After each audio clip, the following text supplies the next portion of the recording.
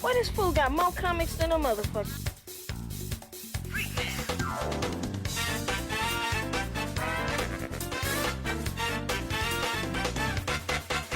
Ready?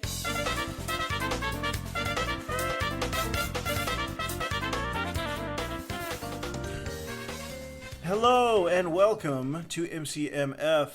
My name is Marcus. I've read too many comic books in my life and I've decided to ruin all my personal relationships by making all my friends read those comic books. Joining me on this episode, the Earth 616 version of me, or am I the Earth 1610 version of him? It's Manny. It's me. Yeah, I don't know who came first, but we're here. Well, we out you, here. mathematically. Mathematically, yes, but if we are going by comic book logic, that might not be true. Yeah, this might be a weird kind of X-Man, Nate Gray kind of thing. Exactly, and like maybe you're my dad. I don't know. Maybe this is like a Shatterstar. My Exactly. Shatterstar and your log shot? What's happening here? I stopped trying to figure out a long time ago. I'm just vibing with it. Shatterstar being his own grandfather is fucked up, but we're not here to talk about that. Could be worse. It could be like that Miss Marvel shit. Which thing? The time where she got impregnated by her own son from the future. Oh my god. Yeah.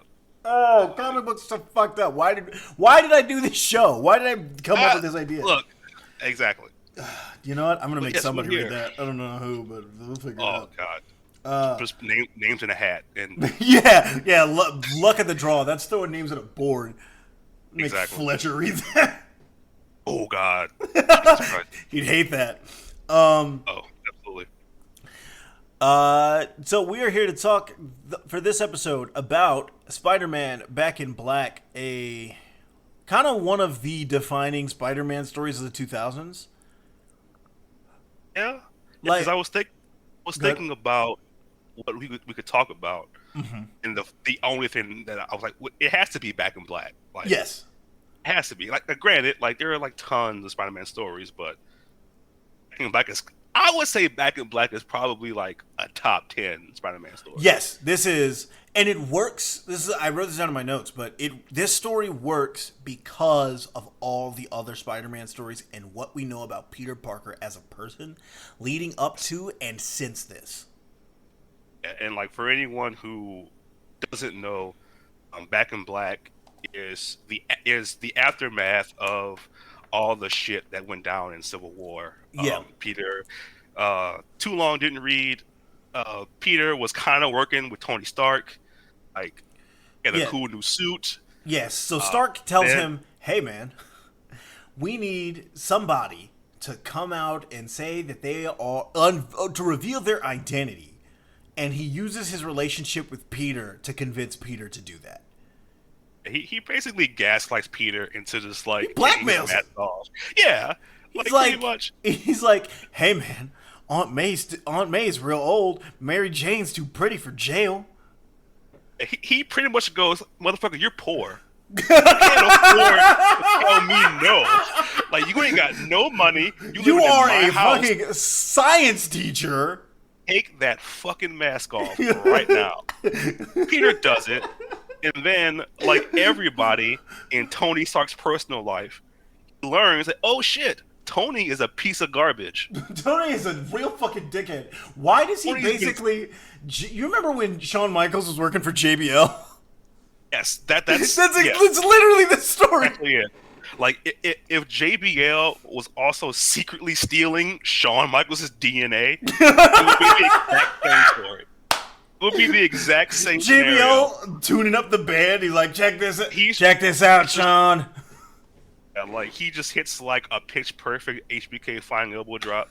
Like, that would have been... See, the parallels are insane. But, yeah, like, basically, he's about Iron on Man in a Tony's cowboy side. Odd. Didn't RDJ wear a cowboy hat in the suit in one of those movies? Oh, That might have been Iron Man 2. yeah, that sounds like Iron Man 2. But yeah, so Peter, he sides with Tony, and initially he's on Tony's side during Civil War, and then he kind of does, like, he's never a heel. Yeah. like he kind of switches sides, and he gets really fucked up as a result of it. And Yeah, the Punisher has to rescue him at one point. yeah, the Punisher just like guns down some like bad guys in a sewer, and he's like reading the medic. Spider-Man's fucking riddled with like he's got his ass beat. Like so like all that shit. The dust settles, like, and all of Peter's villains know who he is. Yeah. Everybody knows, like, oh, like, and it's so funny because half of them are just like, I was getting my ass beat by a 16-year-old. Yeah, they start doing the For math. years? They start doing like Sandman does the math. He goes, "Wait a minute." And he was like, I was 15 years old beating my ass. You had not finished puberty yet. But when Peter beats the Lizard in Amazing Fantasy number 15, or actually he might be... He's like 14? He's 15 when he becomes Spider-Man. When he fights the Lizard, that's either in Amazing Fantasy 15 or it's in Spider-Man number 1. But like the Lizard is like one of the first villains he faces. Peter is a high school student. He has not like gone on his first date yet. Yeah. He was fucking doing super heroic before he got his dick touched. Like that's how long Peter Parker has been in the game running it. And so naturally, everyone's pissed at him, but nobody is more pissed than Wilson Fisk. Yeah. Because imagine being Wilson Fisk, knowing that your shit is getting fucked up by a teenager for years. For a decade and a half. Like this. Because this Peter is supposed to be maybe 30. Yeah, he's like 30. Yeah, I would say like early 30s by this point. Yeah, meaning, I know that the ages of Marvel characters is tenuous at best because Cyclops is supposed to be like 25 in the 70s, but you know. Yeah, but just in actual time, like Peter was like maybe 18, fucking up Kingpin shit. Yeah, yeah, he's a fucking kid. Like when he fights the Green Goblin in Amazing Spider-Man 122, Peter is in college. He's like 20. Like, just the length of time. I know that a lot of Spider-Man media is, MCU, Peter's in high school. Fucking Spectacular Spider-Man, Peter's in high school. Ultimate Spider-Man, Peter's in high school. Like, which is a good dynamic, but I think all of my favorite Spider-Man stories are when he's an adult. Yeah. Fighting these villains. It's like you were fighting this dude when you were like 19, dog. Yeah, well, it's like you've been acting for a long time. Like around this point in time, the mid 2000s, they start to do my favorite thing they ever do with Spider-Man, which is make him now the old former teen hero, trying to keep the other teen heroes in, keep them safe, keeping an eye out for the kids, which they're doing with him again now with Miles, but. Like, he's doing it with the Runaways at one point. Yeah, I was about to bring that up. Like, in the Runaways, when they head to New York, they meet up with Spider-Man. Yeah. He's, like, looking out for them. Because he's like, yeah, I've been there. Like, I know what it's like to be young with all these powers. And how you're young and getting into all this shit. And it makes me wonder why he's never just had a book mentoring. Just Spider-Man and young people? Yeah, that would rule. Yeah, absolutely. Spider-Man hanging out with fucking Chase Stein. Yeah. Oh my God. Absolutely. I need that. In my life. So. Good. Back to Back in Black, post Civil War shit. Like, basically, Wilson Fisk just pissed because he's embarrassed that like this dude has been beating my ass, fucking my money up. So he puts out a hit, and Aunt May gets shot. Yeah, because the hit is specifically. We'll just jump right into it. This story starts in Amazing Spider-Man number 539. Peter, the hit is on everybody. It's on the whole Parker family. It is on Peter, Aunt May, and Mary Jane. And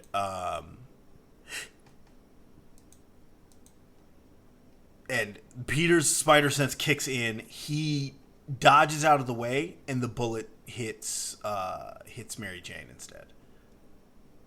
Or not Mary Jane, on May. It hits May, and it's so funny because there's a panel. It's the title panel where it's like the red background. Yeah. May shot.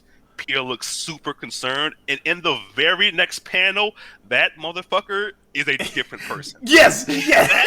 In the next panel, Peter's teeth are clenched. Like, who did it? I'm about to beat his ass. Like my first note is Peter throws a fucking Jeep. Let's get all the way negative. Yeah, like he throws a Jeep at a sniper. Like he says, "Fuck this." Top five craziest things he's ever done. He's like, I'm throwing a Humvee at you. Like it's a Jeep brand Jeep. Like it's not even. Yeah. The thing is, if the Jeep would have hit him, it would have been a better fate than if Peter would have gotten his hands on him in that moment. Yeah. Because he would have ripped him in half. Yes. he would have done the Sub-Zero fatality on him. Yeah, he would have like grabbed him by the forehead and like ripped his skin off.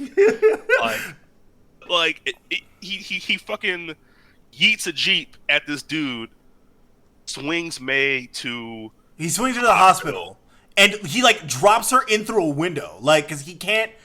So, at this point in time, because the Superhuman Registration Act is law, Peter Parker, who is an unregistered superhero... or I guess he's unregistered because he's on the run from the law. They're staying in a motel. Yeah. Peter is, like, he's like a public menace, basically. Yeah, this is fucking J. Jonah Jameson's like fantasy. Yes. Like, everyone hates Peter Parker. Hell yes.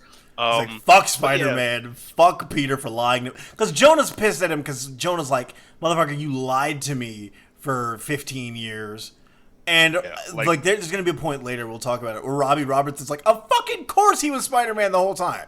What are you, dumb? Yeah, like look at these pictures. These ain't candidates. These are selfies, dog. Like, he's like, I knew it. Top of a building.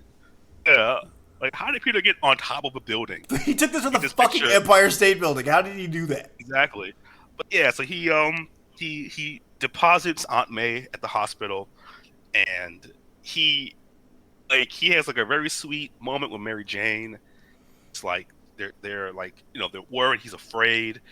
And then he immediately gets negative. Yeah, because we get... First of all, I would like to say Ron Carney? Is it Garvey or Carney? I think it's Carney. Ron Garney, who drew these issues, fucking incredible stuff with the art on this. Really great shots. Yeah, it's Garney. Yeah, so really good art in this book. We get this really good page of Fisk sitting in his jail cell, talking to the cop who is on his payroll. And he says, Mr. Fisk, I got a message for you. I don't know what it means, but first gift basket not delivered, but one of the other two baskets was delivered. Which is where you realize, like, oh, he wanted all three of them. Yeah. He said, fuck Peter Parker, fuck everyone who knows him, fuck everyone who loves him, fuck him. And he's like, good. And there's this really great line where he's quoting Euripides, and he's like, whom the gods would destroy, they first drive mad, prolongs the pleasure you see. And my note there is, this just sounds like edging. Yeah, pretty much. Wilson Fisk is in his cell beating off. He's in his cell just being like, I haven't come yet, but I will. And when I do. When it happens, boy howdy. Like, he is fiending for Parker family death like nobody I've ever seen. But yeah, I think he hates Peter Parker as much as, if not more than he hates Matt Murdock. Probably, yeah. And he hates Matt Murdock. And the fact that they're like best friends has to drive him crazy. Oh, Peter and Matt, yeah. Yeah, like it has to drive him absolutely up the wall.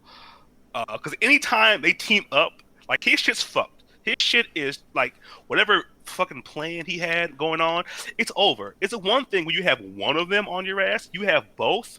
Just turn yourself in. Just give it up, partner. Yeah, like it's over. It's over for you. So yeah, Peter gets negative. He walks. Yeah. He walks into the into where the sniper was, like the building, and immediately webs up the cop who's trying to stop him from getting upstairs. It's like fully silent. too, like full face, like, this mouth, face is covered. Like he goes into fucking detective mode. Like right, yeah, like it's an Arkham game. Exactly, and he, kind of gets his first clue. I think he finds the scope. Scope, yeah. He finds the scope, and he goes to Peter doesn't warehouse. Talk for like 4 pages here. Yeah, it's all inner monologue, and like he goes to like the docks, and goes where people do gun deals. He busts in there in his normal clothes. He looks like a fucking shirt, accountant. Beige khakis, shirt, some khaki pants, some hard bottom shoes, and he is just beating their ass. Like, he looks like he was one of those dudes from Charlottesville. Oh, dude, and it's just like the tiki torch fit.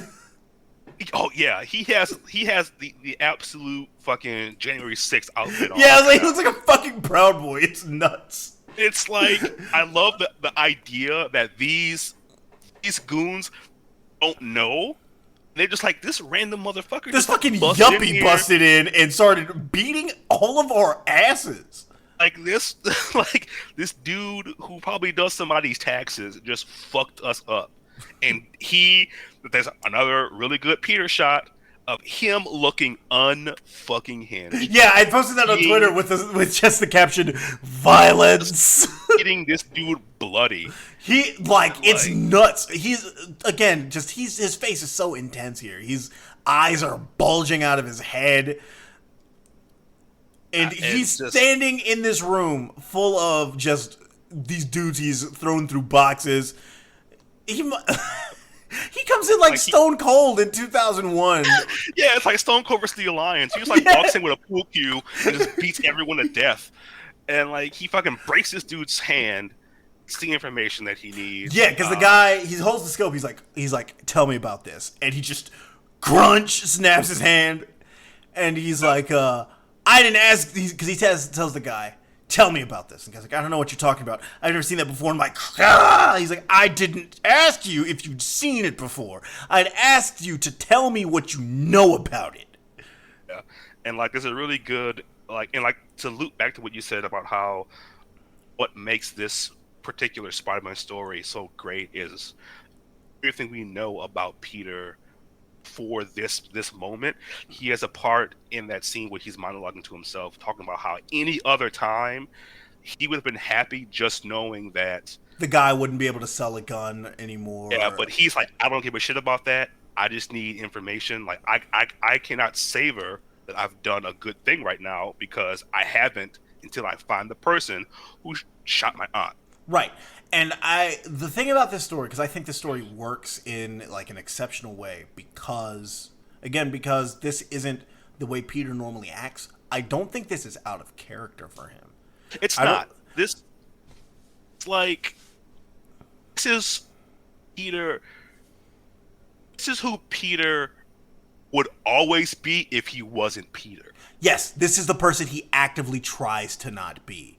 Yeah, it's more Andrew Garfield Spider-Man than Tobey Maguire Spider-Man. It's like how, to briefly touch on a different Spider-Man story, it's like when Doc Ock took over his body, became superior, and like he punched a bad guy. And just blows his head off. Yeah, he just like breaks this dude's jaw damn near off. Yeah, because he's like, oh shit, this body is crazy strong. Yeah, and he realized that, Peter's been holding back the entire time. Yeah. Meaning Peter could just kill people with one punch if he wanted to. Like in World War Hulk, when Hulk comes back, Peter staggers him. Peter rocks the Hulk, and that's the Hulk at his strongest. Yeah, he fucking makes the Hulk go, huh? I felt that. I got punched. So yeah, Peter is no joke, and this just like a brief glimpse at who he would be as a hero if if he wasn't raised by Ben and May, if he didn't have the people in his life who keep him from going to that place, he would be this dude. He would be a fucking nightmare for everybody who does crime in New York City. Yeah, and I've over the last year reading a lot of stuff, it's really clicked in my head. Like Peter Parker, as much as he is like the guy with the jokes and haha, I'm Spider-Man, your friendly neighborhood Spider-Man. Peter Parker, there's like a real anger in him. Like, oh yeah, it's why he gets like that when he gets the symbiote. Because I have come to believe, and I think maybe someone's confirmed this somewhere. I don't know, but I think the symbiote turns out the way that it does because its first host is Peter, and because it feeds off of those negative emotions in Peter, the anger, the self-loathing, the everything is my fault, and he tries really hard to not be that person, but it's who he is. Yeah, for the symbiotes, like I say, its first host to be someone with all of that emotion. Mm-hmm. No wonder it wanted to like rebond with him. Like that's a lot of juice. Yeah, just and like then it's cut off from. And then it goes to Eddie Brock, who shares a lot of those traits. Exactly, which is why. But the difference is actually a good example of the difference is Eddie Brock, because Peter tries really hard to be not the way he is in this story. Eddie, for a long time, doesn't. Yeah, Eddie was just like, I'm here to be negative. I'm here. I am angry. I don't give a fuck. I'm a dickhead. And Peter's like, Peter is a dickhead, but he tries really hard not to be. Yeah, and speaking of that suit, like after he interrogates these people at the docks, we cut back to Mary Jane, and that's when we learn that Aunt May is going to die. May is going to die. Like that's just. And yeah. Also, note here they checked her in under her maiden name, May Riley, so they couldn't trace it back to Peter. But Mary Jane, this is something that it just kind of clicked in my head. Mary Jane at this point has been a supermodel. People know what Mary Jane looks like. Yeah, which is like, I was rereading. I was like, how does no one know who she is? Yeah, she's famous. Yeah, she's like very famous.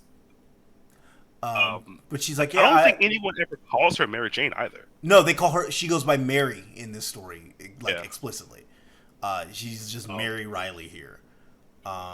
Yeah, but like we learn that, get a really good shot of like just Mary Jane's face when she learns the news. It's a really good like inner panel, and then get fucking the edgiest Spider-Man panels I've ever seen. Oh yeah. Some fucking Batman shit. Yeah, there's lightning striking the back of this building. Yeah, he's chilling on some gargoyles, and where he stashed the black suit for years.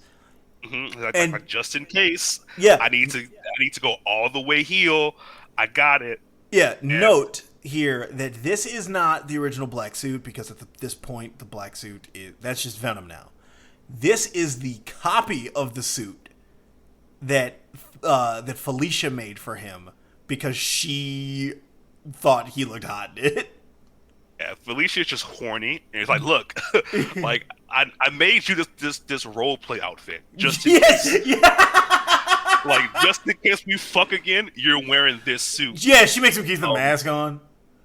Also, sidebar back to Felicia, when she learns who Peter is, she has to come to the grips that she kissed a minor. No, because this Felicia, you're thinking of Ultimate Felicia. Right. Oh yeah. Ultimate Felicia. When Peter meets Felicia in this timeline, he's an adult. Because I don't think Felicia was created until like the 80s. Yeah, that's true. Yeah, I definitely got Ultimate, which is still very funny to think about. All-time great panel is Felicia realizing that Peter's a kid and she just throws vomits up on the roof. Like she's like, oh my god, I'm going to jail. I'm going to guess you're who's a going to baby. jail tonight. Yeah. But yeah, so great shot. He fucking puts on the black suit for the first time in a long time. Oh shit, And I didn't realize that. I just looked it up right now. Felicia was created in 1979. She is a fucking Marv Wolfman character, which makes a lot of sense. Oh yeah, okay. All that tracks. Yeah, like great shot, and he's just like, I'm going to kill them. And Yeah. then This is some of my gets- favorite art ever. Yeah, Is like Ron just Garney here. it's like that panel without words needs to be like hung up in like my house because Yes. it's just great art. Like, and like just the way they draw Peter's body, like you can like He's like kind of menacing here. he is like terrifying. Yeah.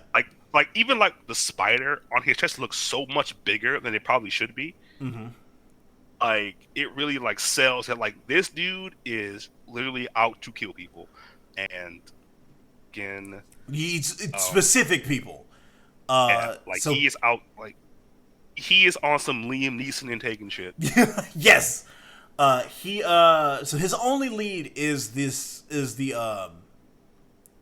that scope. So he kind of tracks it down to 4 guys and then finds the dude he's looking for, drops him off a fucking roof and catches him, and he's like you're gonna he's like the guy's like, I don't know what you're talking about, and he's like, you sell gun intended for one thing only, to kill people from far away, because like you, the people who buy your garbage are cowards afraid to get too close. So you live up here with the rich folk high above the ground where your guns are used, while the cowards who buy from you fire at innocent people from across the street.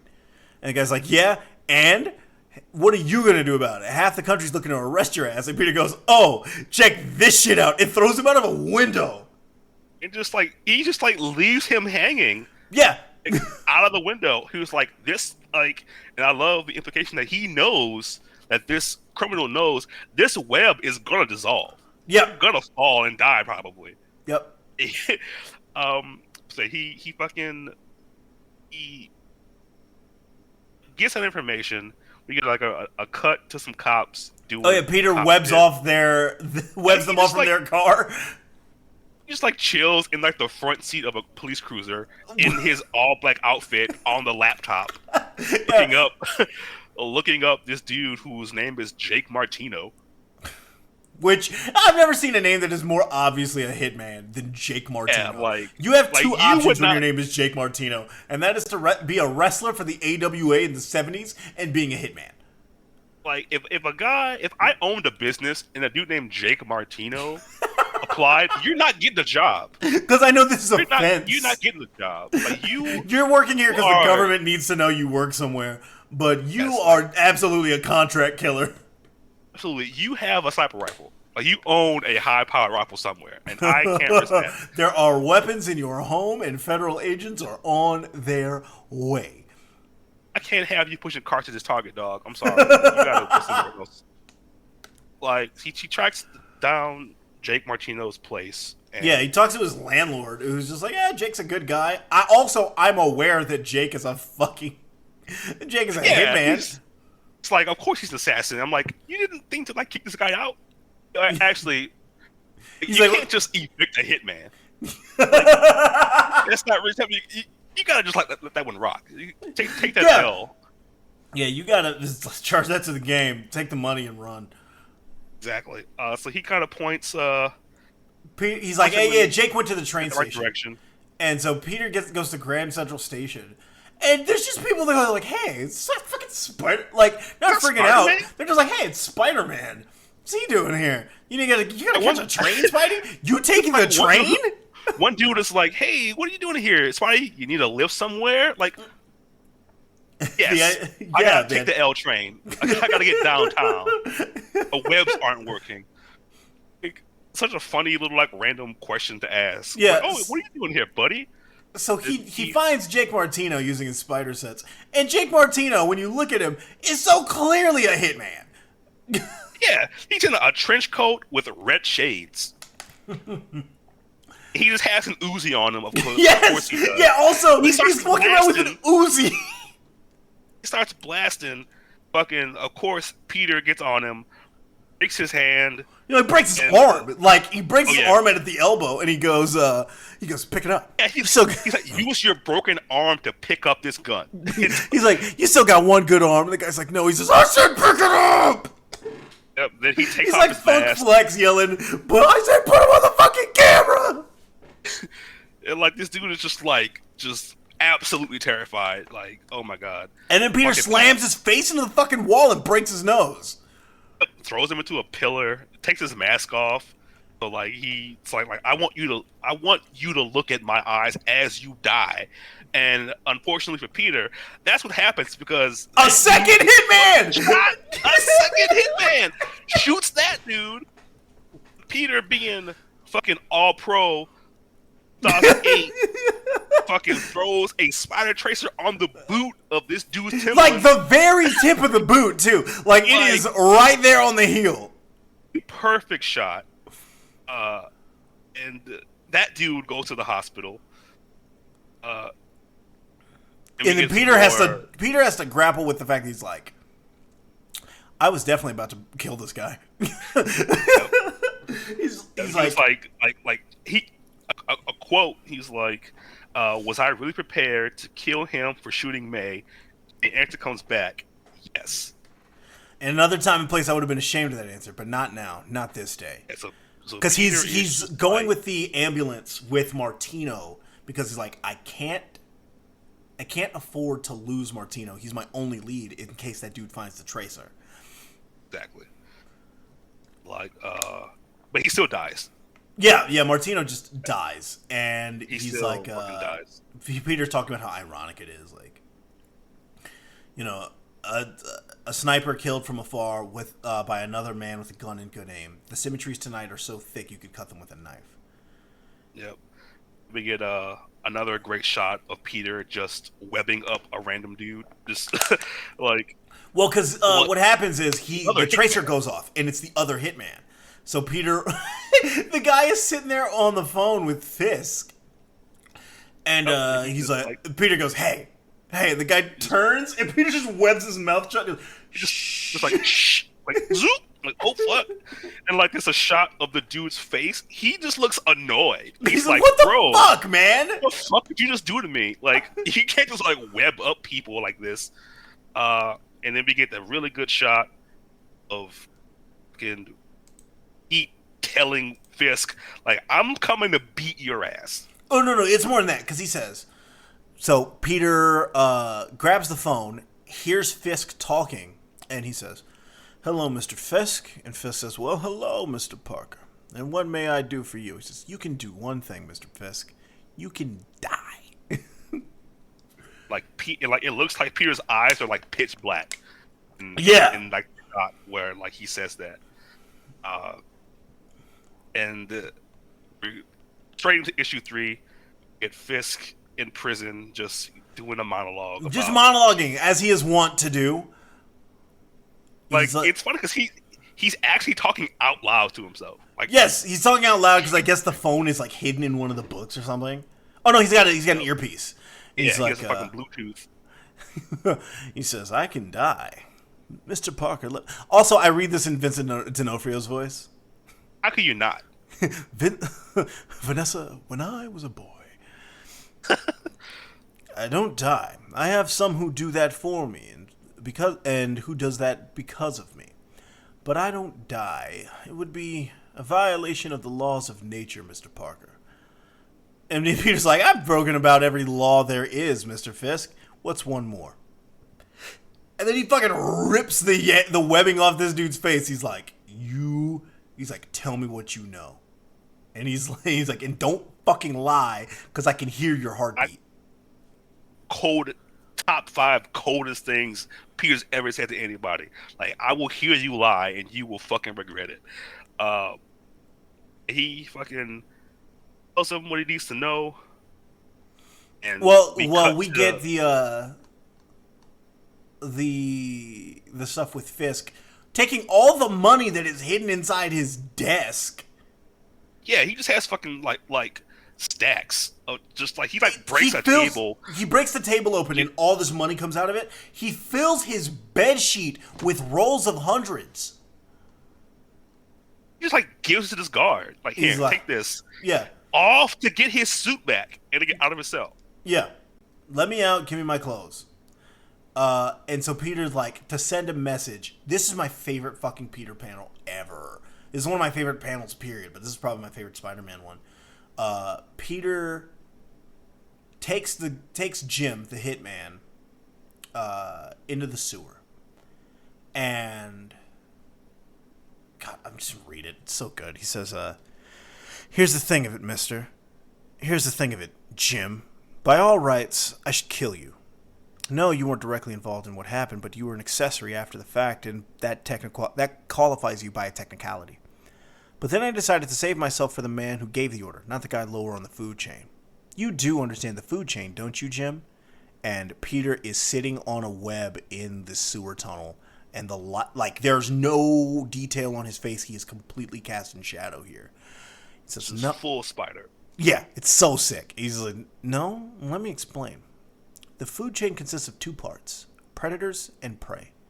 Predators, well, I don't think I really need to explain that, do I? Predators feed on prey, and we may define prey as something incapable of defending itself in proportion to the attack. A deer against a wolf, for instance, or an old, defenseless woman against a man with a high-powered rifle. Those are two examples of prey, Jim. I'm betting that right now you could supply me with a third, and this dude is being covered in rats." Yeah, like he is just getting it from all fucking angles. And then Peter throws like a trash can lid and cuts the web. And he says, "Please don't do anything." And he says, "Yeah, here's something you can do for me. Tell everyone, tell the people you work with, tell everyone in the whole wide world that my family is off limits, that nobody touches them for any reason, ever. Tell them. Make them understand that anyone who moves to the bottom of the food chain and becomes prey. And down here in this food chain, the rats aren't the predators, the men with guns aren't the predators. I am." Oh, it's so sick! So fucking tight. Like Peter is just he's on his Batman shit. Yes! He's on his Batman shit in a big way. Immediately after that, got to get some more somber. Yeah. We this is interstitched between shots of Peter getting completely negative and Peter in the hospital with Mary Jane and Aunt May. Also, Peter is basically hiding from anyone who comes into the hospital. Like, anytime someone comes in, he's turning his head or turning his back because his face is on the fucking newspaper. Yeah, he revealed himself to the actual world. So everyone knows he's Spider-Man, so he can't let anybody know who he is. So I don't think he's even been coming in through the door. I think he's been coming in through the windows the whole time. He's coming in through windows. But basically, in a desperate move, try to save May's life, he on his own in like a supply closet does a blood transfusion. Like he gives her some of his blood. His spider blood to help boost her immune system because they've done this before. Mm-hmm. Specifically in ASM 31, 33, like old issues. Yeah, it's an old issue. It's like 500. This was Amazing Spider-Man number 31 through 33. Yeah, that happens. And we're in like the 500s right now. So. Right, this is issue 541. So he does all that, but leaves because he has to go fucking fight Wilson Fisk in prison. Yeah, it's a point. Mary Jane makes the point that like, hey, you just lost a lot of blood. Maybe you should stay put. And he's like, no, I gotta go. Yep. Like, I don't think she knows what all he's been doing. Like, no, I don't think I do not think she has any clue. I think he's just like, I'm chasing leads. She knows he's looking. I don't think she knows that he's like. He's been like one sentence away from murdering like 9 people in the past 3 days. Yeah, like he is fully off the deep end, and I can't blame him because it's May. Yes, he has an extremely like. If you were him if one of the two people you love the most in the entire fucking world, the entire fucking universe, if this had happened and you had the power to do something about it, you would do exactly what Peter does. I would have been shoving those fucking spider stingers in people's eyes, dog. Like, I would have been Wolverine, dude. They would have been bodies in the street. I was like, does he not have any of the X-Men's phone numbers? Because if there's one thing that enough X-Men understand, it's murder and violence and vengeance. Like, call Psylocke, hey, Betsy, I need a hand with this. And Betsy Braddock understands vengeance. Actually, fuck it, call Warren. Does anybody have Warren Worthington's phone number? He could have sent a text to Logan. Just right, because him and Logan are Avengers at this time. Yeah, he could have hit up Logan and be like, yo, I need this dude dead. And Logan's like, okay. Hey, I need you to track something. He'll be dead by morning. Yeah. It's like, he did what? Yeah, I got you. He would have like smelled that scope and found the right dude before sunup, and it'd have been a wrap.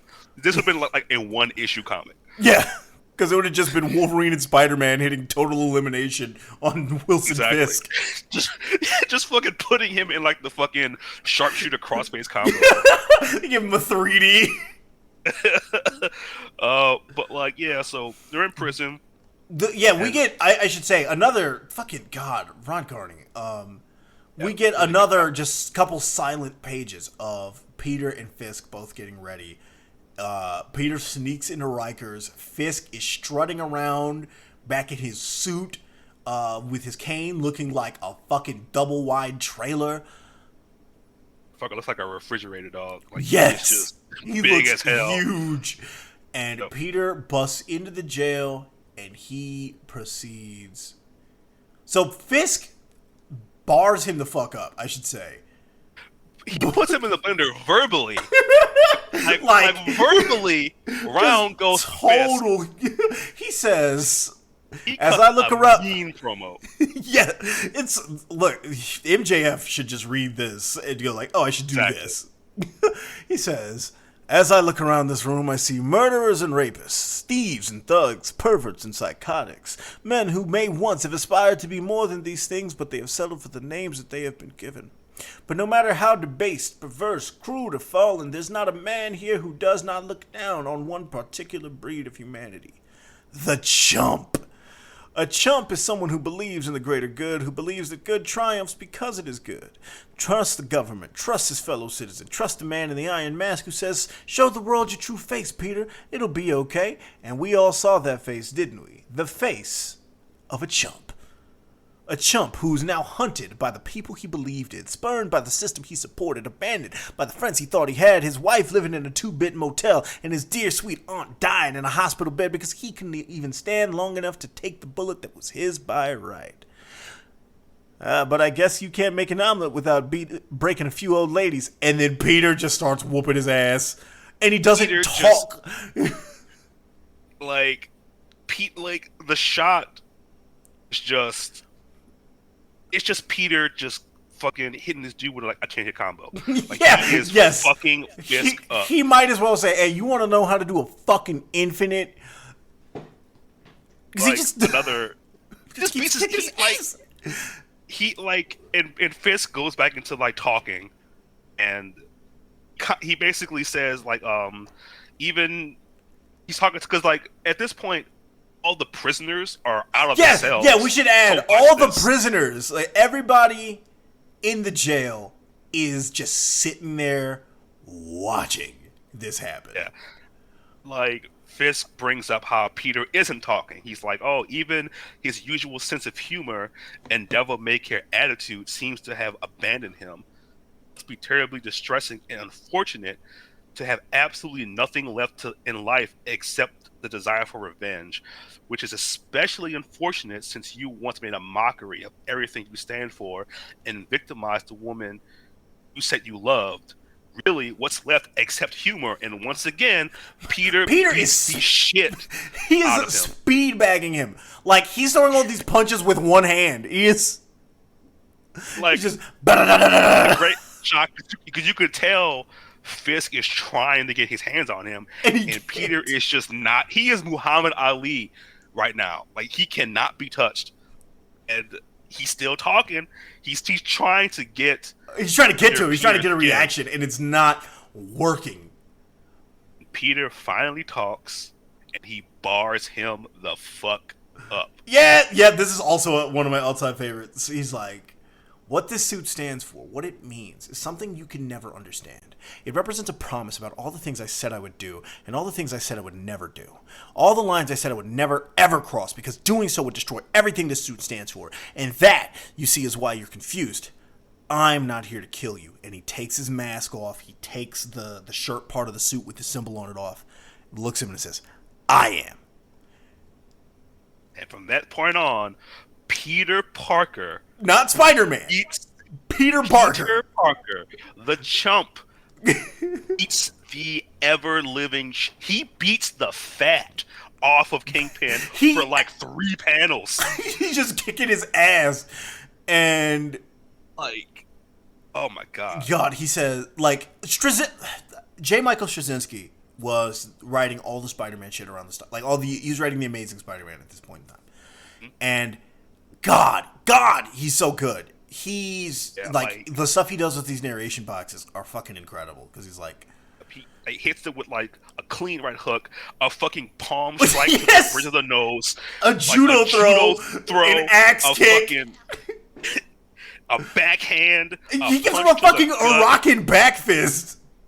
Fucking a punch right to the gut, sends him flying across the room. It's like, you forgot something, Fisk. Something you should have remembered before you decided to put a bullet through someone too old and frail to get out of the way. And it's this: for all your money, all your cruelty, all your big talk, you don't have any real power. You can't fly. You can't stick to walls. You can't turn into a living flame or stretch out across a 20-foot room. At the end of the day, it's a fat man with an attitude, a balloon just waiting for someone to stick a needle in it, and me, I'm the needle. Fisk lunges at Peter and gets his ass. He gives him a fucking double axe handle. Just swats him like a fly. He's just like, Fisk has lost so much blood, and it's all from like his nose and mouth. And Peter's like, get up! Like, this dude's face is fucking beat to shit. He's still trying to talk shit. Peter's like, get up! I said, get up! And then he grabs him, not by his shirt, because his shirt is destroyed at this point. Peter has beaten the shirt off this man.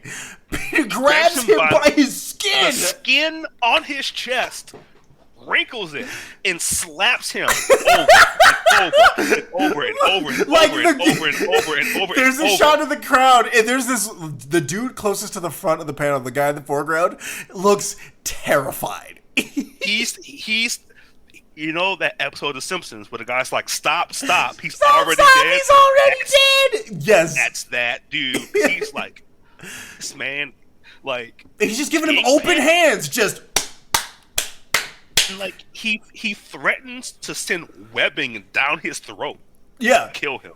He's like, it would be so fucking easy. I'd turn your entire respiratory system into one big solid chunk of useless tissue and webbing. It would take 3 seconds. And then he throws him away, and he boils it down to his like, for you, I can make an exception because I've tried my whole life to not kill anybody. But because of how it would affect my family if I killed someone. But if my Aunt May is dead, well, that takes care of one reason. And my own personal principles, I can make an exception.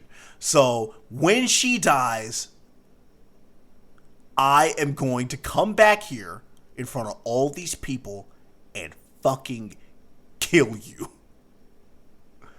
In the meantime, Fisk has to just deal with the fact that he lost and all these people lose. Watch him get the shit knocked out of him, and everyone just like looks at Fisk like, just in disgust.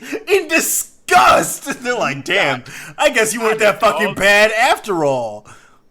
He just like stumbles back to his fucking cell, embarrassed, humiliated. Just Also, absolutely disheveled. this is one of my favorite little Spider-Man looks. Like, it's like, I love when Peter is kind of doing something with his mask that isn't like putting it on his face.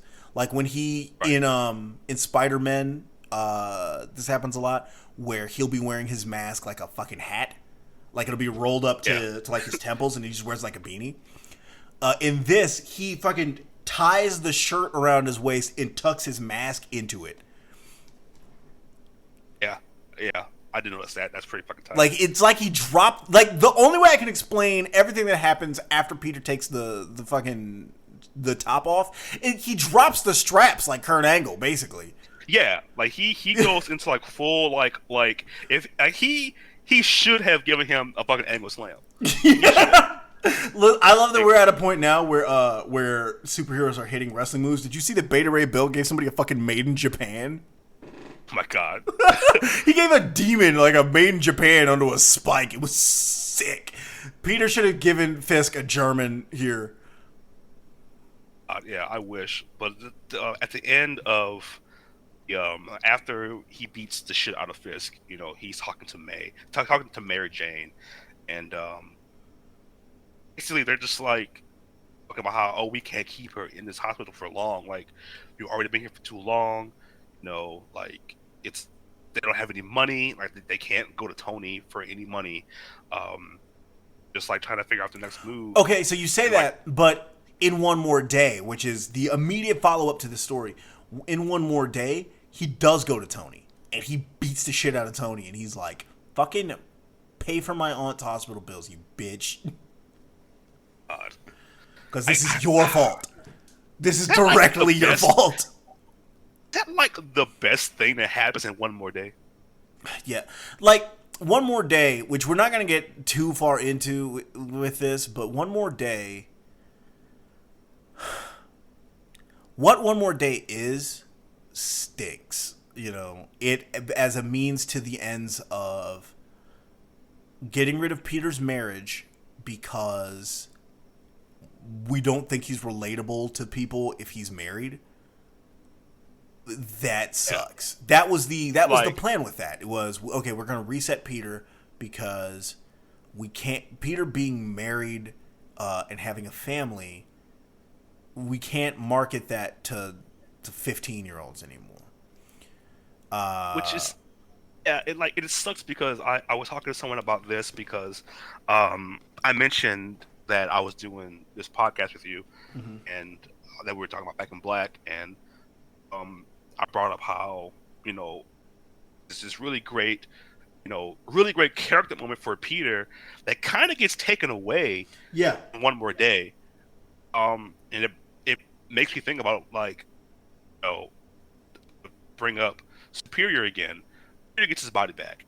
He learns that, I started Parker Industries, and he was rich for a while in the comics. Yeah, that was like 2013 to like 2017, 2018.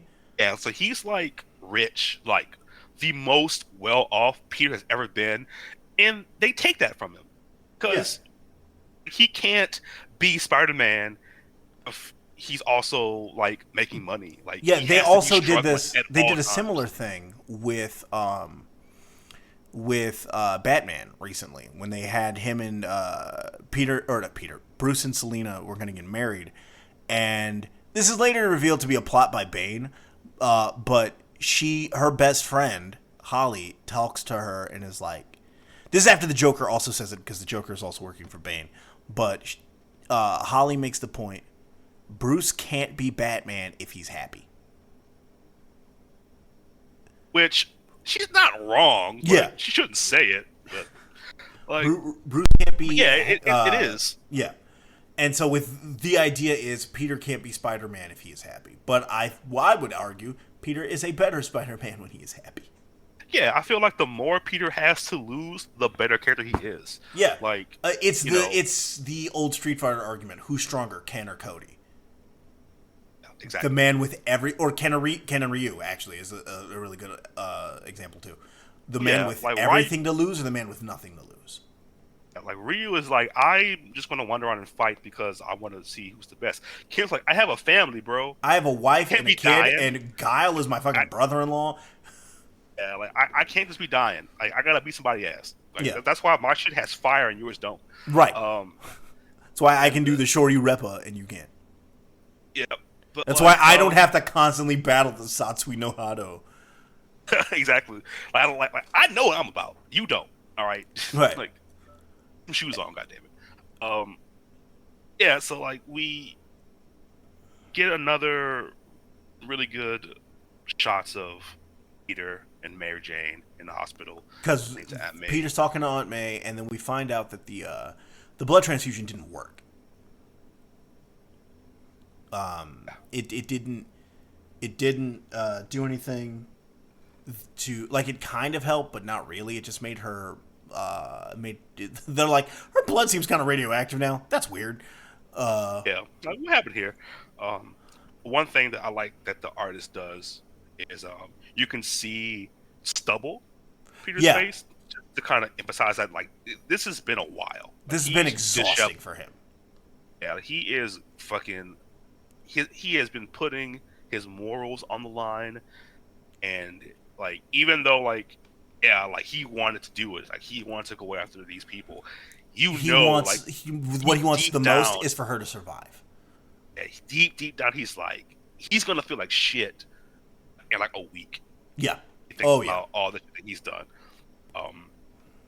It's like some like random detective on the case now. Oh yeah, I want to add, because there is one thing that I thought about that like really cracked me up. Two things. One, the hospital chaplain shows up. They spell Riley wrong here, which is weird. Yeah, it's Riley. Yeah, but it's every other time it's ever been spelled out, it's Reilly. Yeah. But they're like, hey, we're here to talk about your aunt. And the priest goes, what's, will she be requiring last rites? Will she want the presence of a representative of any belief or denomination? And Mary Jane asks Peter, like, hey, what would she want us to do? What kind of service? You had a whole lifetime of knowing her. When it comes to that, what does she believe in? And Peter pauses. And it's supposed to be like him taking a beat before he's like, she believed in me, and that might have gotten her killed. How do I live with myself if that's true?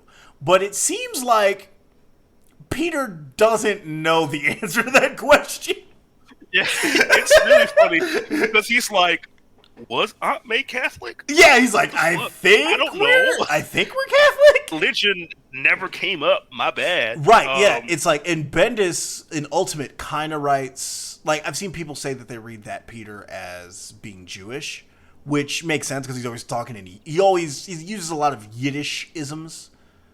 He says oy vey all the fucking time in that book. But, like, yeah, the idea that Peter Parker has no clue what his aunt's religious beliefs is, that's hilarious to me. I also read it as a question he's never thought to ask himself, because in his mind, he's like, Aunt May is never going to die. Yes. Yeah, he's never thought about it. But it's like, what happened when Uncle Ben died? Yeah, like, what kind of funeral did you guys give Uncle Ben? Yeah, but like the idea of like a world without May and Ben has never occurred to him. Yeah, like her asking that, like, oh shit. He figured that honestly, it kind of seems like Peter thought that Aunt May would outlive him. Yeah, I'm sure, like, which is why I think Peter dying so young in Ultimate Spider-Man hits the way it does. Yeah, like, because he's a child. He is recently 16 years old. His aunt outlives him, and she was like, I shouldn't. Like, yeah, Aunt May is only like 50 in that story too. Yeah, like it's ugh. Good. But yeah, there's a fucking random detective is on the case, and who immediately puts together like Yeah, who is this dude? Because he just like, oh, I know what happened. Yeah, he's like, that's fine. He's like, have you considered that this is Spider-Man's aunt? The nurse thinks that Peter shot her because Mary Jane has mentioned like that she's got a boyfriend and that nobody has seen Peter. So she thinks that Peter might have shot Aunt May by accident. And they were trying to figure out what happened, and somehow Aunt May got to the hospital on her own. And then Peter came back and tried to shoot her. Which is incredibly dumb. But What a leap. What a conclusion to come. she watches. What's more realistic? This or that this is the radiation in her blood, you figure out it's some variant of spider venom. What's more realistic? This or the possibility that this is known fugitive from the law Spider-Man's aunt who was shot somehow? Yeah. Doesn't that seem to make more sense? I want a one shot of that nurse jumping to that conclusion. Just give me 15 pages of her coming up, Her with a not only corkboard. coming up with that theory, going to the police with it. I want her Detective. telling other people this, and they're all looking at her like, "What the fuck you talking about, Stacy? Yeah, like what is your problem? Like this old These are man is people's dying. lives." Yeah, like she is a precursor to every fucking true crime nut on the internet. like this is someone's life, but This is a real person. What are you doing? Exactly. So the detective goes upstairs. Lieutenant Detective Robert DeLint. He goes upstairs, and Peter is hiding, like behind the door, I think. A fucking serial killer, just like a murderer. So Peter's like, "What up?" Like, yeah. Peter just shows up and he's like, cop goes, "I'm ordering you to get on the floor," and Peter goes, "No." It's just like nah. No, Like, I don't think I will. Whoops this cop's ass.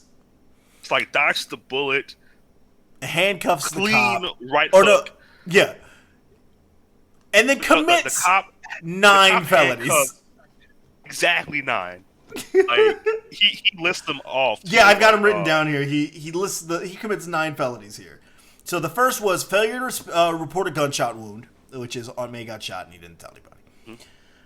Then assaulting a police officer, wrongful imprisonment, which is when he webs the cop up so that he can't get away. Fleeing a crime doesn't scene. use webbing.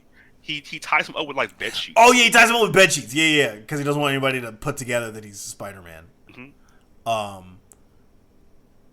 Then fleeing a crime scene, Grand Theft Auto, He steals an ambulance.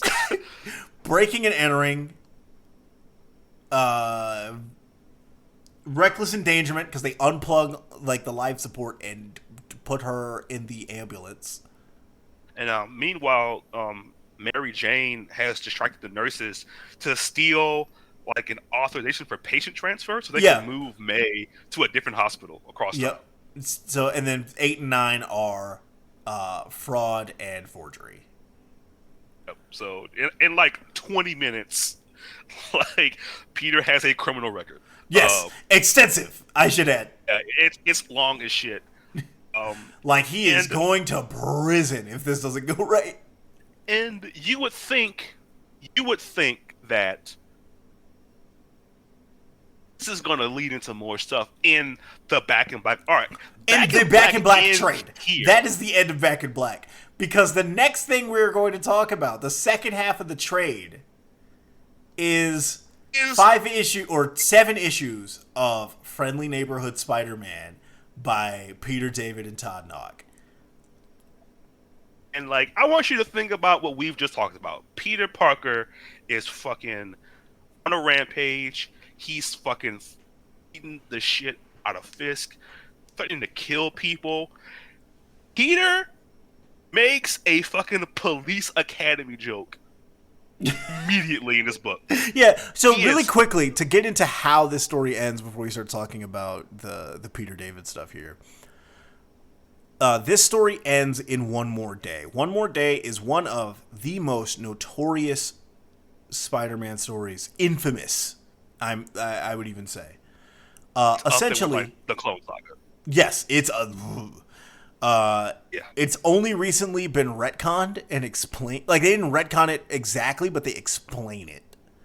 So what happens is Peter and Mary Jane... First, Peter tries to get Iron Man to pay for the fucking hospital bills. Because he's like, this is your fucking fault.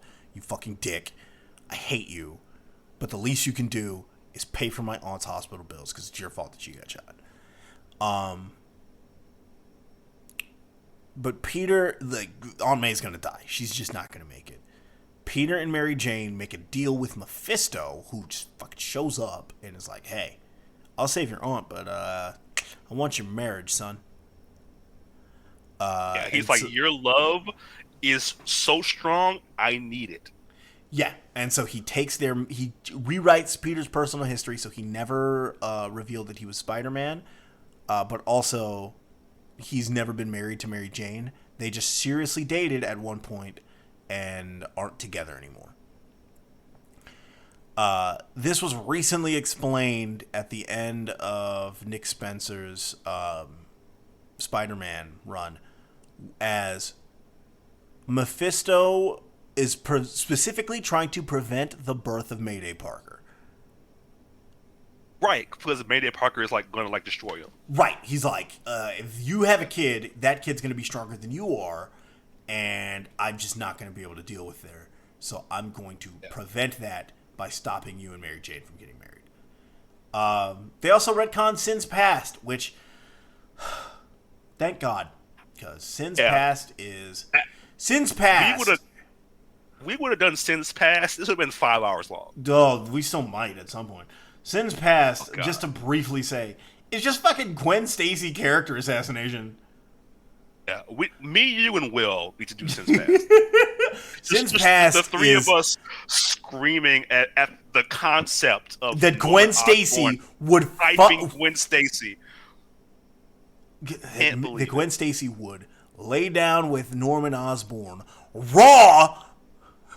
Yes, not even like letting the Green Goblin hit it raw. Letting Norman Osborn shoot the club up. Nasty word. A horror story. That's how you get Harry. Do you want Harry? I No. hated saying that, but it's what happens. Except it wasn't. It was retconned to be a fucking illusion that they cast on the Green Goblin to make him think that. Yeah, like it was all And Harry's that the fault. kids They can are go clones. crazy. God, Sins Past. Sins Past is a mess. Everything I know about Sins Past, I know it against my will, and I hate it. It's bad. It's bad. It's It's not She Lies with Angels, but it's bad. It's like, but anyway, This opens So- with a Rikers Island guard gets attacked by the Sandman, and then the Sandman just fucking copies him. Just shape. The Sandman's shapeshifting is an underrated fucking ability. he's the fucking T-1000. Yes. He just like becomes anybody. It's great. I love Sandman. Like, Yeah. Fucking. This is a Sandman story, and then it's a fucking Flash Thompson story. This is fucked up. it's great, and it's such like a tonal shift because It's so hard of a tonal Peter's- shift. Have you ever read any Peter's Peter still- David book? it's like because Peter is still in the black suit Yeah. doing Spider-Man stuff. But he's still making jokes now. Yeah, so and like they don't ever explain what part of My the assumption story- is this takes place after part 5. this is clearly like before Before One More kicks Day. off. Yes, because he talks It's about Mary still- Jane in the story. so funny that he's just like doing his normal Spider-Man shit. He's swinging around. He Makes a Police Academy joke. Yeah, and he It's so fucking goofy. The cops are trying to catch him, and they just kind of give up. Ah, shit, we can't get him. We have helicopters, but he's Spider-Man. What are we gonna do?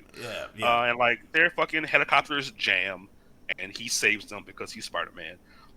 We cut to fucking Sandman. Sandman trying to get people in prison. Yeah, but then they use fucking high pressure water cannons. Because he's They trying to have, talk like- the whole time about Floyd Baker, and he's like, he's innocent. He didn't kill anybody.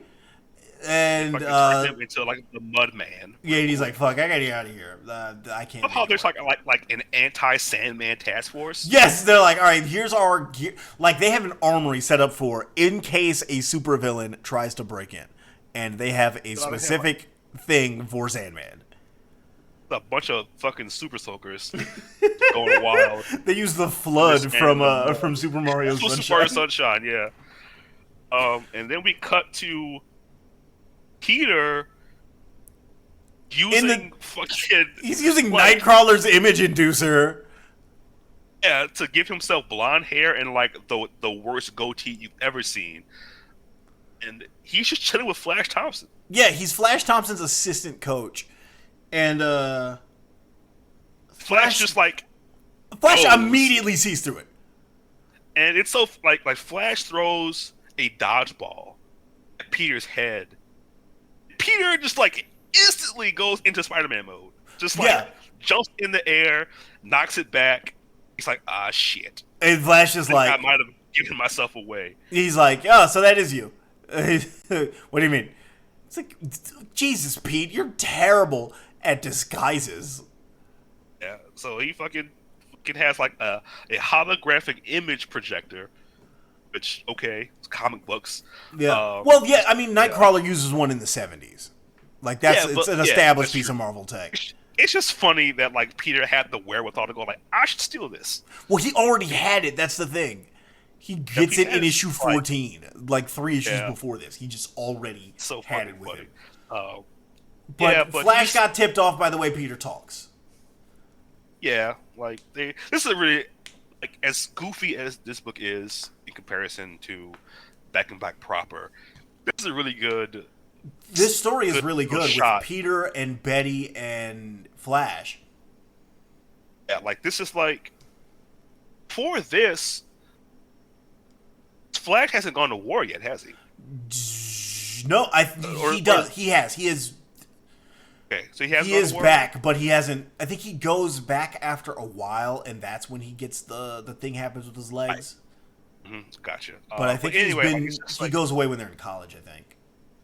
But it's like a nice little scene of just like showing like how far Flash and Peter's friendship has become. Like they're like actually buddies. Like he's like staying with Flash. Yeah, Flash gives him his keys and he's like, "Hey, go fucking crash on my couch, dude." Yep. And so really, really good moment. Like it's still a very great Spider-Man moment, kind of overshadowed by the fact that he's in the black suit in this. Yeah, this whole story, because this is actually 2 stories collected in this.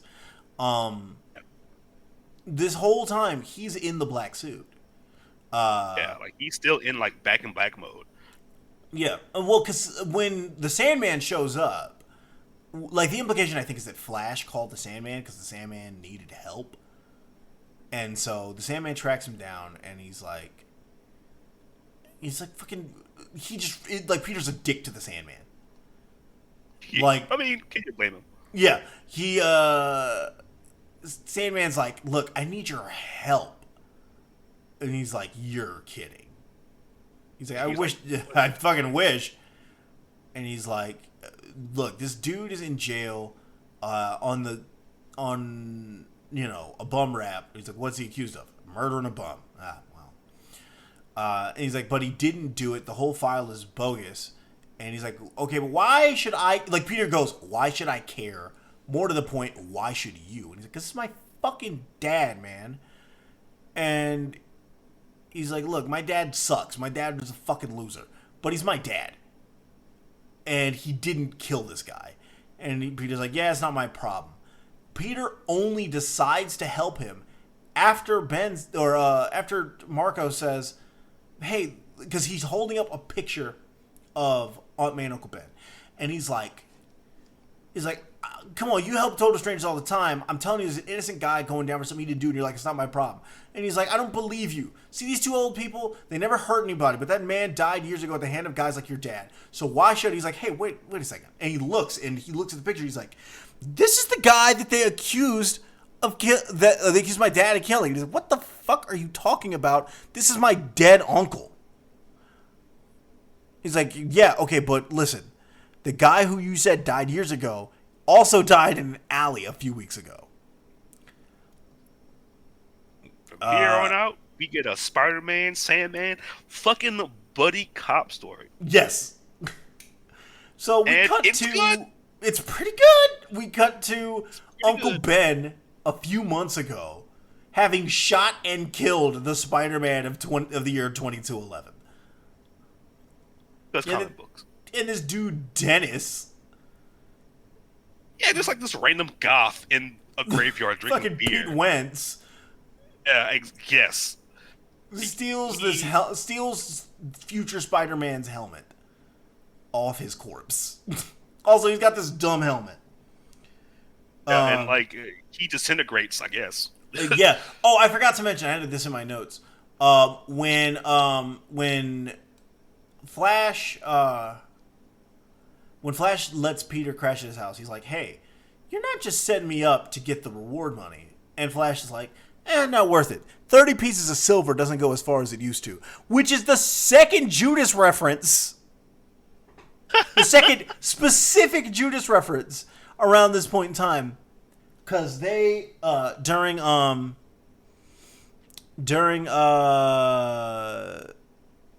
Civil War... Yeah, Daredevil calls Tony Stark Judas. Okay, but... Was that actually Daredevil, or was that Danny Rand pretending to be Daredevil? Oh, that was Danny. It was Danny pretending to be Matt. Yeah, and he calls Tony Judas for locking him in the fucking negative zone. Yeah, like geez Louise, Tony, on some shit. Yeah. Anyway, fucking Pete and Sandman posing as cops. No, not just posing as cops. Peter is using the image inducer to disguise himself as Jamie Madrox. Yeah, and like who at the time is leading X Factor investigations. Like he fucking he says, "Yeah, this is my partner, Agent Sands." Yeah, which should have been the tip off, but it didn't click in my head. Yeah, but yeah, they're fucking trying to figure out how Peter's uncle would have been like murdered. The victim? Recently. Because Peter's uncle has been dead for 15 years. Yeah. But immediately, Sandman goes off and just fucking pins this dude against the wall. Yeah, because the cop is like being like a total scumbag. And he's like, oh yeah, you'd be amazed at what you can get from a guy when the PD can't get a defense lawyer down to him for a day or so. It's not like we waterboarded him or anything, but we got our ways. But we could teach you shield guys a thing or two. And this pisses Sandman off. He blows it. Yeah. Peter's image inducer fails. And they're like, fuck, we have to leave. And Sandman blasts a hole through the wall, and they get the fuck out.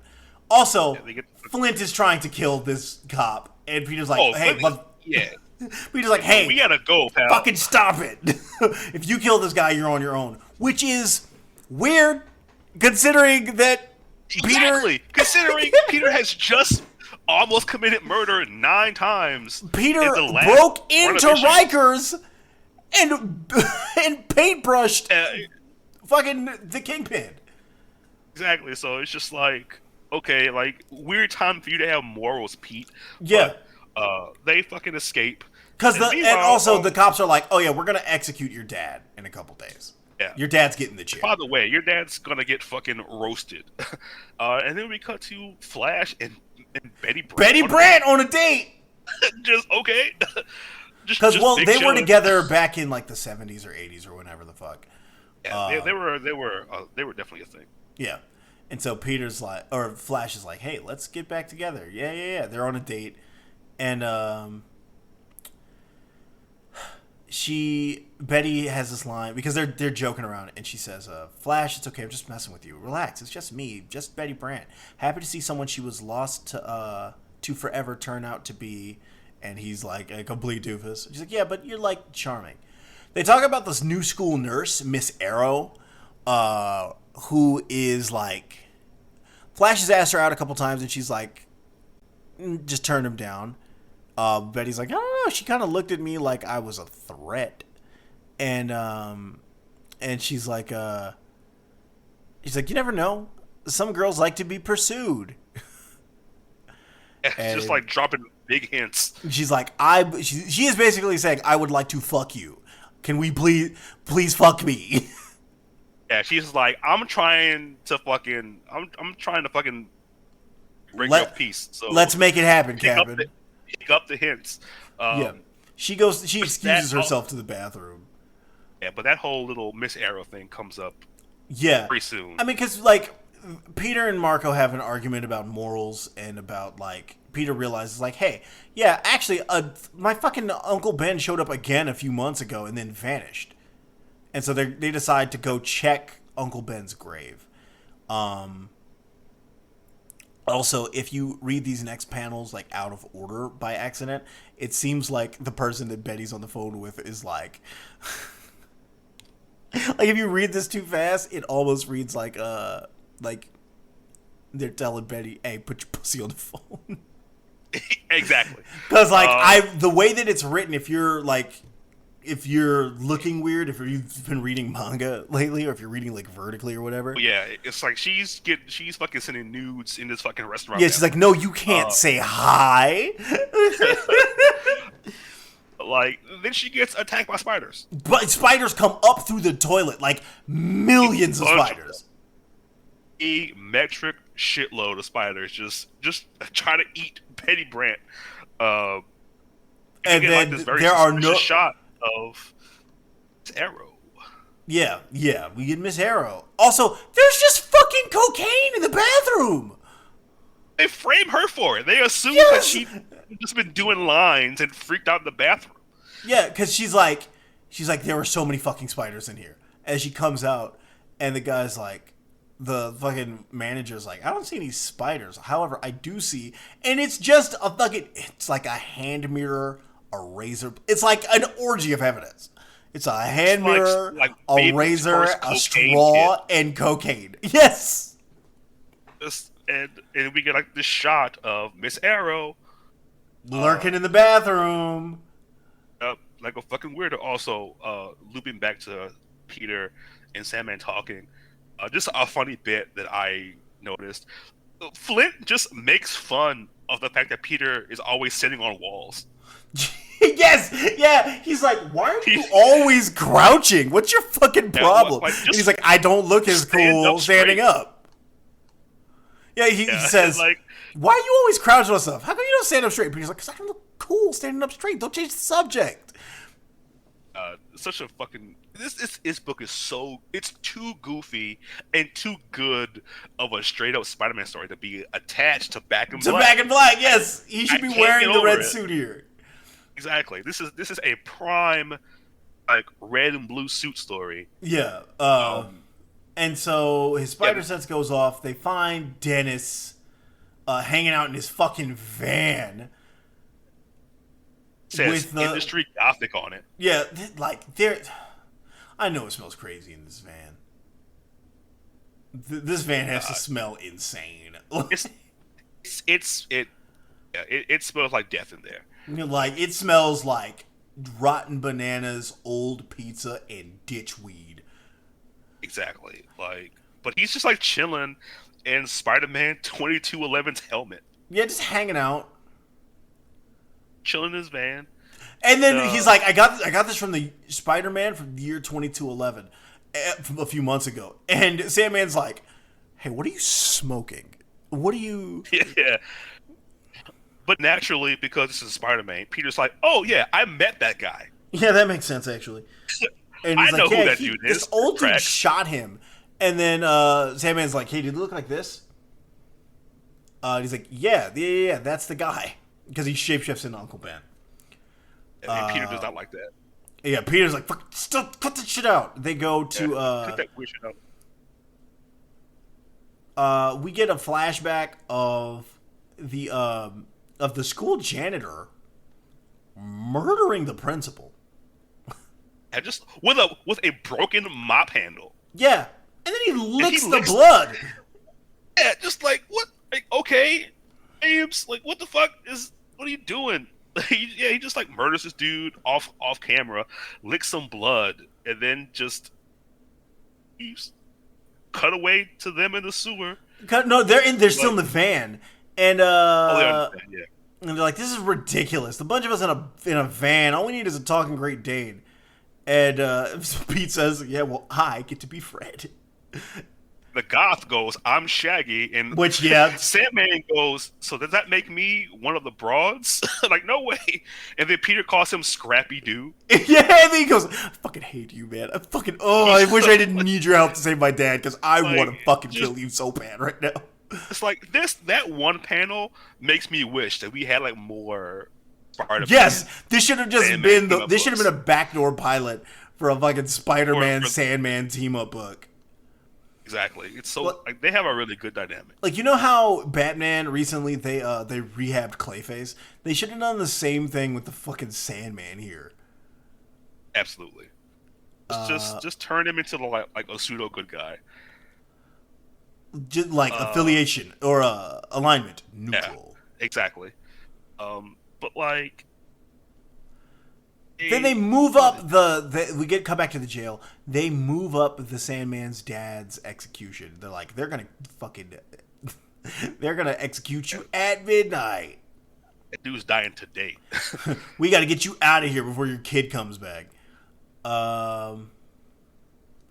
And Flash is fucking furious at Betty, and she's like, you gotta believe me. Yeah, because it's like, how are you just out here doing coke in the bathroom on our date? Because I wasn't doing it, Flash. She's like, yeah, sure. Yeah, they're driving, and she sees Miss Arrow. Yeah, it's like just happening to be on that street. Yeah, and like she goes, hey, what the fuck? And Flash turns to look and revs right into a cop car like a Modest Mouse song. And then you get arrested, and you get a shot of a bunch of spiders crawling into the sewer. Yeah, because that's not her gimmick at all. Yeah. Yep. And so they pull up to the school, and it's like the helmet starts talking, and it's like, select preferred method of justice to be administered. What the fuck is this?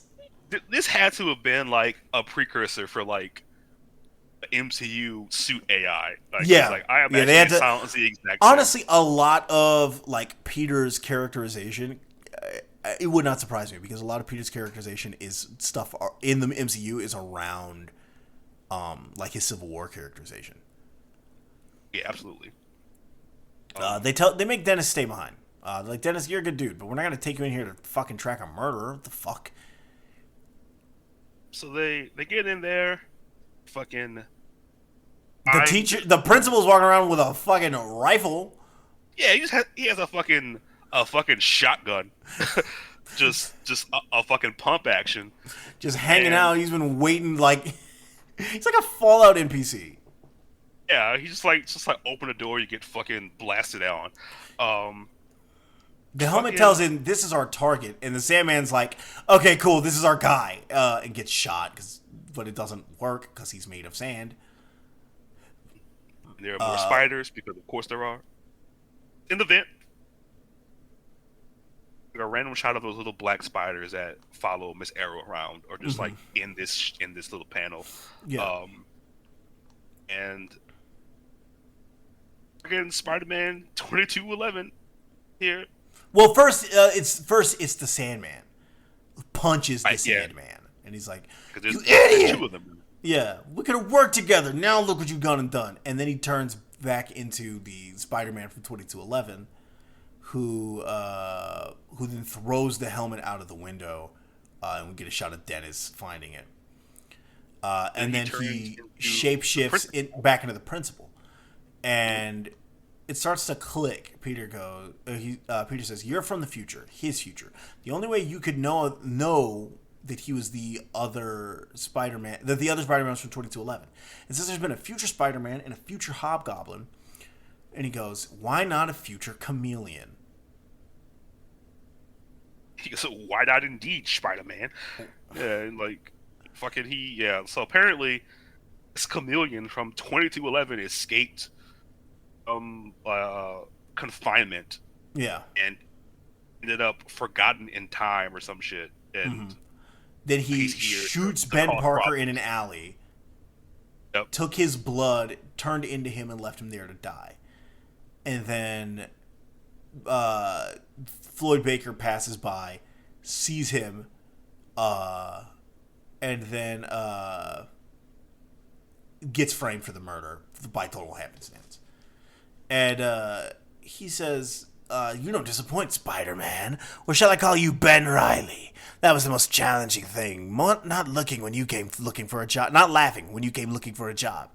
He's like, "What kind of person are you that you..." And he's like, "Person? When did I ever say I was a person?" And it's like a demon. Yes, like if you would have told me this was Carnage, I would have believed you. Yes. Because it's just a giant red monstrosity. And he talks in like the Carnage font. Yep. And then we get a very funny shot of like Sandman knocking him on the head with a mallet. And Peter just getting choked out with both hands. He's fucking strangling Peter. It's crazy. And then Dennis lobs the helmet to Peter, who then slams it onto Chameleon's head and tells the helmet to administer justice. It says, "Form of justice chosen, poetic. Justice implemented." And as they flip the switch on Floyd Baker, it flips. It switches him with the chameleon. So then the chameleon, who is in between, like changing between people, is killed in the chair, and they save Floyd Baker. And he's like, "Hey, remember me? I'm Flint Marko. I haven't seen you since that whole mess on Coney Island. Didn't find out you didn't die until later." And he goes, and at this point, Baker knows that Flint is his son. He like they mentioned it to him in the jail, and so he's just like, "Huh, I hear you're," and he just doesn't tell him that he knows. Yep. And he's like, "Yeah, I was supposed to be dead right now." So then we the last shot of this issue is Miss Arrow hiding an event. Also, I would like to add, the covers for this book are hilarious in how serious they seem. Like, if you haven't seen it, if you didn't read along, look at the cover of Friendly Neighborhood Spider-Man number 20, because it is hilarious. Yes, because you look at it and you go, "Oh man, this is going to be some." It's a great cover. It's like a really good cover for a very silly Spider-Man story. Mm-hmm. Because and now Miss Arrow, the story is about, we shift to Miss Arrow as the villain. Also, this story features Kelly Kulick, a real-life former member of the Team USA bowling team. She's on the PBA tour. And also a close friend of Flash Thompson's. Oh, what? Yeah, comics. Yep. Comic book. Book opens with Miss Arrow sitting out, or talking in a church to fucking Evilac from the Conan the Barbarian cartoon. And just like a giant shadow spider. Yeah. With like the fucking symbiote font. Yes. It's certainly you are sensing that by now you must reduce if you are to survive. And she's like, yeah, I've decided. She has her eyes on Flash? Yeah, she wants Flash Thompson to be her mate and her host and her sustenance. she's going to eat him. She's going to They get a eat. very This is somebody's fetish. This guy, like, absolutely. this is somebody read this and was like, "Hey, hold on a second, I volunteer." Like, I hope this doesn't awaken anything in me when I Yeah. write this, but hey, we get like a nice little like minor that Aunt May's in the hospital. Aunt May's in the hospital dying, and he's like, Yeah, so "I'm sorry, Aunt May. I should have found a way to spare you this. I never should have unmasked. I never should have, but I was just trying to do the right thing. What the hell kind of life am I leading where whether I do the right thing or the wrong thing, it doesn't matter because the people I love still suffer." And he starts yelling at God like he's Miro. yeah. Hey, God, are you listening? What do you want from God? I'm just imagining Miro reading this. Like some random dude is like, "I want you to shut up, whoever you are." And And it's this Peter Spider-Man. is sitting He goes, "How above about you his shut window. up?" He's like, "Hey, shut up!" The guy screams. He's like, "I should leave." Very funny scene. So Peter goes back to Flash's apartment, and Betty shows up, and she says, "Oh, hello, I'm looking for Flash Thompson. This is his apartment, right?" He says, yeah, I'm here. He's letting me crash here." She's like, "Hey, didn't I see you at the bookstore signing the other day?" He's like, "Yeah." And then she's like, "Yeah." And then I noticed that you vanished when Spider-Man arrived. He's like, "Well, that Vulture guy showed up, so I fucking left." And she also immediately. Peter should stop trying this. Peter should stop trying this disguise on people who have known him since he was a teenager, because they all see through it right away. Because they have a touching little moment. Yeah, because Betty's like, immediately sees through it, and then sees the picture of Peter and Aunt May and Uncle Ben sitting there, and she's like, "Why Flash Thompson?" And he's like, You got me. Then she's like, "Oh God, Peter, it's you." Like, of course Betty sees through this. Not only has she known him since he was a teenager, they worked together at the Daily Bugle. Yep. They date? Did they ever date? Peter and yeah, I think Betty is, if she's not his first love interest, she's his second. Like, because I can't remember if he's into her and then Liz Allen or vice versa. But yeah, he and Betty briefly date. Because then she has a line here where Betty, like, it comes up later where Betty's like, Betty's like, I still love you. And it's like, when were you ever that close? When the fuck? Yeah, like when did this happen? I think they went on like a couple dates. I remember their relationship more from Spectacular Spider-Man, where Peter asked Betty to go to the dance with him, but Betty is like a couple, like, this thing is Betty's older than him. Like, Betty, I think, is supposed to be like 17, 18, like an intern, and Peter asks her out, and Aunt May, in Spectacular Spider-Man, the show, which, if you've never watched Spectacular Spider-Man, fucking watch Spectacular Spider-Man. It's fucking awesome. Yeah. It is the best Spider-Man cartoon of all time. Yeah. Peter It's great. Peter asks Betty out, and Betty says yeah. She's like, "Yeah, you're a cute kid. Let's go." And then Aunt May shows up and puts some pressure on Betty and is like, "Don't you think you're a little old to be dating She my fucking nephew?" big times Betty. She's like, "Hey, no. No, Not my happening." boy. But Not also, my piece. she sets him up with Mary Jane, who is also supposed to be older than him.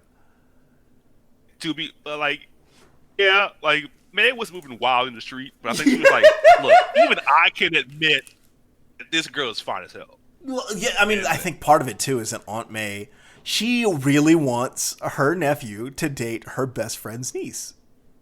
Yeah, she's making moves. She's playing chess. Yeah, she's just like, she just thinks it would be very funny. She thinks it'd be very sweet if somehow, in a cosmic sense, she and her best friend become like sisters. Which is so funny how like Peter's best like relationship stems from his aunt feeling kind of silly one day. Yeah, because so this is established back in the 60s or late 60s, early 70s. Peter is already hanging out with Gwen by the time he meets Mary Jane. Aunt May doesn't really know that, but she keeps trying to set Peter up with Mary Jane. And then I remember in Spectacular, Peter and Mary Jane, or Peter and Harry, are talking about Mary Jane because Aunt May keeps trying to set her up with Peter, and she keeps sounding like, "Oh, she's got such a great personality, Peter." And Peter and Harry are like, yeah, you know what that means. Yeah. Woof. Yeah, I think they actually go, woof. And then MJ shows up and is like, hey, As hell. I'm Mary Jane Watson. Look at how fucking hot I am. And Peter cannot. He's like, oh shit. Oh, I've made a mistake. Yeah. Peter, like, I have never seen someone realize that they are punching out of their weight class. Oh, like yeah. And that happens Peter every time they meet in the lays comics. Except for, I think, in Ultimate, where they've known each other since they were kids. He's just like, he meets Mary Jane, and he just freezes. Because he's like, I don't know what the fuck I am doing. I am so out of my depth here. Because this woman is in a room full of dimes, she would be $100. Exactly. It's buck wild. And speaking of buck wild women, in this comic, you get Miss Arrow just spying on Flash. Yeah, Flash is getting with someone. Yeah, he gets his car towed by his friend Kelly Kulik. And then he's like, hey, by the way, you wanna embarrass the kids on my high school bowling team? Flash says the phrase, I wrote it down here. The phrase varsity bowling squad is said here. Yeah, which at is some point. Words I've never heard in my entire life. No, fuck no. My high school did have a golf team, which is weird. But yeah, mine did too. New Orleans, of all places, we had a golf team in high school. Just we fucking playing golf in the swamps of New Orleans with gators and shit. Jesus Christ! Oh god, get fucking voodoo hazards, just a mess. Yeah, it's like you hit a ball and like a fucking pelican just eats it, flies away. That's a birdie, dog. I'm sorry, game over. Miss Arrow goes, fucking another one? God, women are like weeds with him. I chop one down, another pops up. Because Flash Thompson, to the naked eye, appears to be Mr. Bitches. Flash, like, this comic makes you think that Flash fucks. That Flash Flash does not, and it's a plot point later that it has been a while. Yeah, Flash does not fuck. But she thinks he does. Yeah, she thinks that he is. People. She thinks that he is teeing him up and knocking him down. Yeah, like she really has it in her mind that she has competition. Well, honestly, if she just walked up to him and was like, "Hey," down. He asked her out before, and she turned him down. And she so does the Black Widow superhero landing. Yeah. I mean, she's standing kind of, like, her pose here before she jumps down. She's standing with her hands on her hips turned, popped kind of, like, She is scorned. She's like, yes. I need to kill this blonde bitch because this is a great design, by the way. I think, like, Miss Arrow is a great fucking look. They should bring this back. It's awesome. So Peter and Betty are talking, and she's like, I need you to be honest with me. And he's like, I don't get it. Knowing my identity, knowing what I kept from you. And she's like, would you feel bad if I were mad at you? And he's like, no, I don't know why you aren't. And so that's where we get the line where Betty's like, in some respects, I never stopped loving you. When were they ever that serious? Even Peter's like, what the fuck did you just say? Like, his face is like, I didn't know that. Yeah, like they have a thing briefly. I just looked it up because I forgot why they break up before. She realizes that Peter has. She thinks that Peter is more into Liz Allen, and then they break up. They are not together that long. All this tells me is that Betty Brant has just always been pining for Peter. Yes, that she always, and they worked together. And for years. At any point, she could have been like, hey, look, I was kind of wild now before. Do you want to try again? But now that I think about it, there is not that much time between. So Peter starts college, he meets Gwen, they start dating. Then Gwen dies and he gets with Mary Jane immediately. Yeah, no window. Yeah, well, because Gary Conway was like, he wanted to write Peter and Mary Jane together. That was the reason why Peter and MJ get together, and that's why reason Gwen dies is because Jerry Conway wanted to write Mary Jane. Are Peter and Betty a thing in Brand New Day? I have not touched Brand New Day in a decade. I would have to look. I know that Mary Jane's around, but they're not together. I'm like, yeah, like my brain just goes. Peter is with Mary Jane, then Brand New One More Day happens, and then Peter's with Carly. Right. So if he gets with Betty in the in between there, I don't know, because I know that Flash and Betty are together here for a while. Yeah, but anyway, yeah, some very good, just like interpersonal Spider-Man shit is happening, and this is where Betty learns that Principal it's been murdered, and Peter is like, yeah, he's been dead for a while. It's a whole thing. He just goes, oh yeah. She's asked him, how do you know that? He goes, a shape-changing villain from the future told me. She doesn't blink. She doesn't flinch. She's just like, yeah, oh, okay. Yeah, right. That makes sense. Yeah, that makes sense. Weirder things happen in your life, I'm sure. Exactly. And then Nurse Arrow's like, hey, Flash, like we get a flashback to Peter and Flash hanging out in his office, talking shop. And I would like to add, Peter's disguise goatee is so terrible. It is.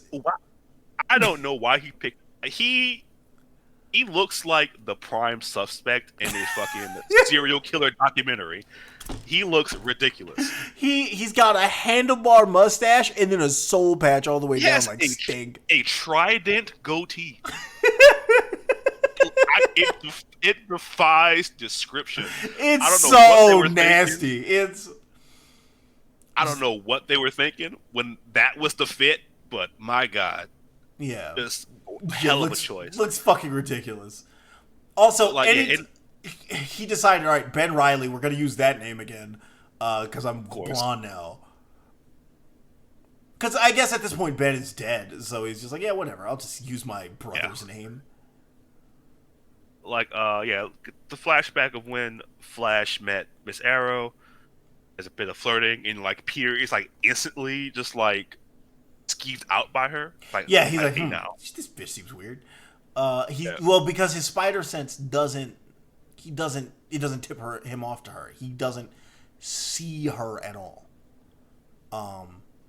And so Betty gets the bright idea, or Betty and Peter get the bright idea to Google Arrow and Spider. And it's like, maybe she's a professional spider trainer. I don't know. And then it clicks in Peter's head that Arrow refers to spiders of the genus Arrow. The person made of spiders, the cannibal spiders, from when he got turned from the other, where he gets turned into a living spider and dies and gives birth to himself. That was almost going to be run I want to talk about, but that's like fucking 12 issues. It's a long run. Yeah, that's up there though. That's like probably like I probably like that arc more than Black and Black.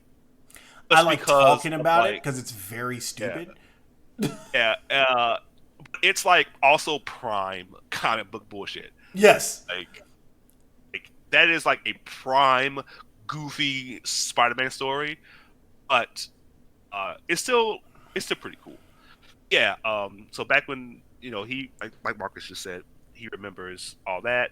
We get a really good shot of Peter, an actual spider person, like a person made of spiders. Yes, she is made of spiders. Which I would like to add, she is made of spiders, and the spiders also decide to give her titties. Yeah, they just have titties. Yeah, because of course the spiders form in the shape of titties. And she has nails, just like nails and titties. Like okay, like readers, we need you to know this is a woman. Like how? Her titties. Like all right. Yeah, and so Miss Arrow shows up to the bowling shit, and And Flash is like, "Oh, hey, what the fuck? What are you doing here?" And she's like, he's like, when you come around, you do it all of a sudden, huh? And she's like, come on, come meet my friend. And she's like, Kelly Kulik, pro bowler. Real pro bowler, Kelly Kulik. And she's like, we gotta go, Flash. And Flash's like, I'm not fucking leaving. What are you talking about? She's like, look, Flash, things have come up. I've got a narrow window of opportunity. He's like, I can't leave. Then she shoves Kelly down, and she says, I'm trying to give you a singular honor, Flash. Listen. I'm trying to get honored singularly. How do... Look, if someone who looks like that said, I am trying to give you... I don't care what else I'm responsible for that day. I would have stolen them bowling shoes and went home. I gotta leave right now. Charge my card because I'm getting out of here. I gotta go.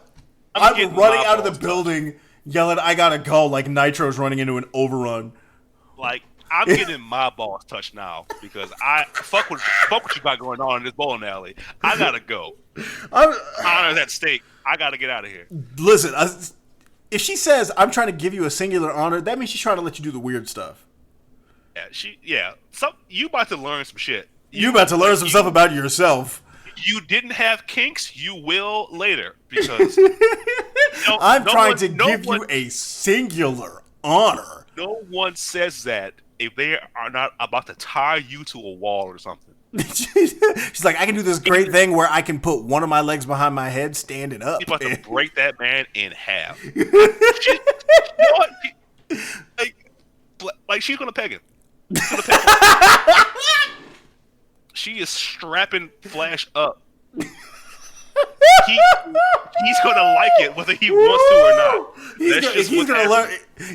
Cut to him in his office, and he's like, "Listen, Pete, I know it sounds crazy, but like, you know, don't knock it till you try it." Pete. He's like, Pete, "Don't knock it till you try it." You're a science teacher. You know where the male G-spot is. Yeah, like if you think about it, it's weird that I didn't do it before. I could see Flash trying to explain the logic. Explain to Peter, like, listen, have you ever had your prostate touched? Like, I'm more of a man because I get pegged, Peter. How about that? You think about that? That I'm more of a man than you because I'm okay with getting pegged? And then Peter looks at him and he's like, I'm married to Mary Jane Watson. You think you have to explain this to me? Exactly. Oh, Mary Jane has definitely... Mary Jane is absolutely they've tried it once. They've tried it once. She was like, listen, some of the girls on the set were saying that they had, that their boyfriends really liked it. Listen, we don't have to do it if you don't want to. And Peter's like, look, the things I do for love. If it don't make you happy... Yeah. It's like, whatever. Because Peter has bio-life energy. He's like, if this is what you want, if you want to fuck me in the ass, Mary Jane Watson, so be it. All right. We've spent too long on this break. It's our anniversary. Let's get a little crazy for once.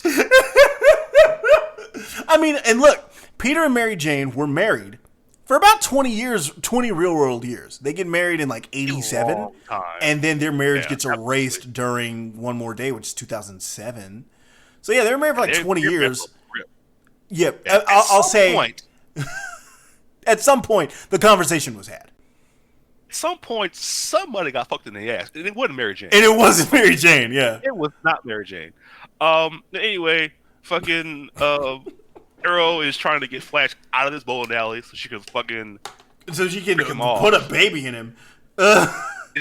She fucking chokes him, and Kelly Kulik, pro bowler, hits her with a bowling pin. Yeah, in the back of the head.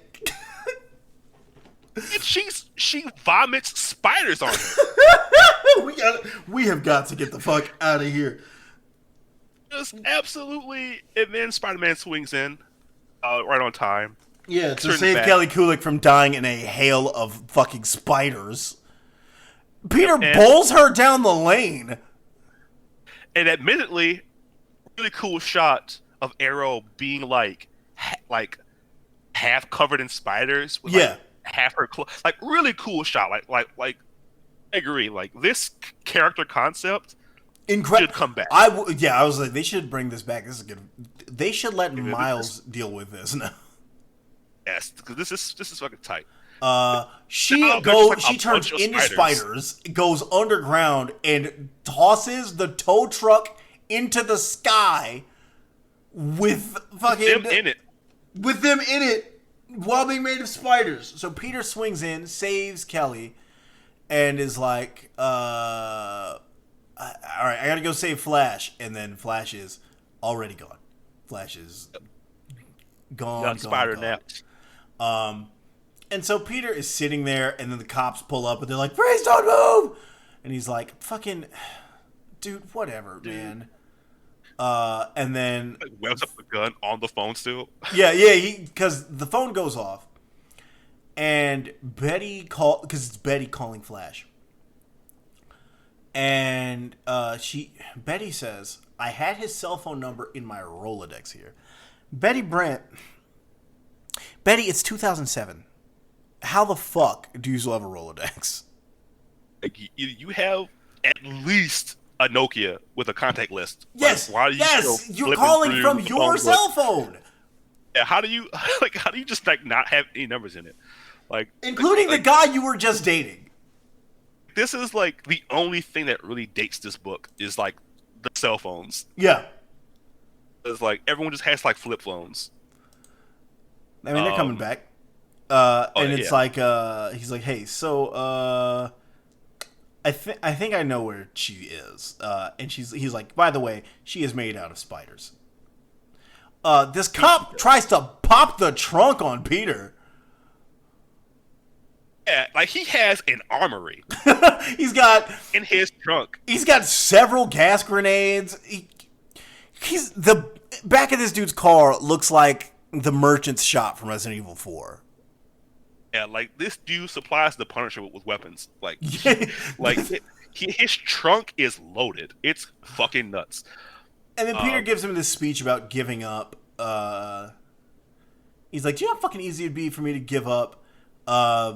He's like, "Captain America gave up and he got fucking killed. So fuck off. Fuck you. Go to hell." Breaks a shotgun in half. Yeah, breaks shotgun in half. And then some dude happens to take video of Peter yelling at this cop. And then we cut to Flash inside the church with Miss Arrow. He has been webbed to the ceiling. And she's like, "Hey, so check this out. You're..." Like, she reaches inside herself and pulls out a fucking egg sack.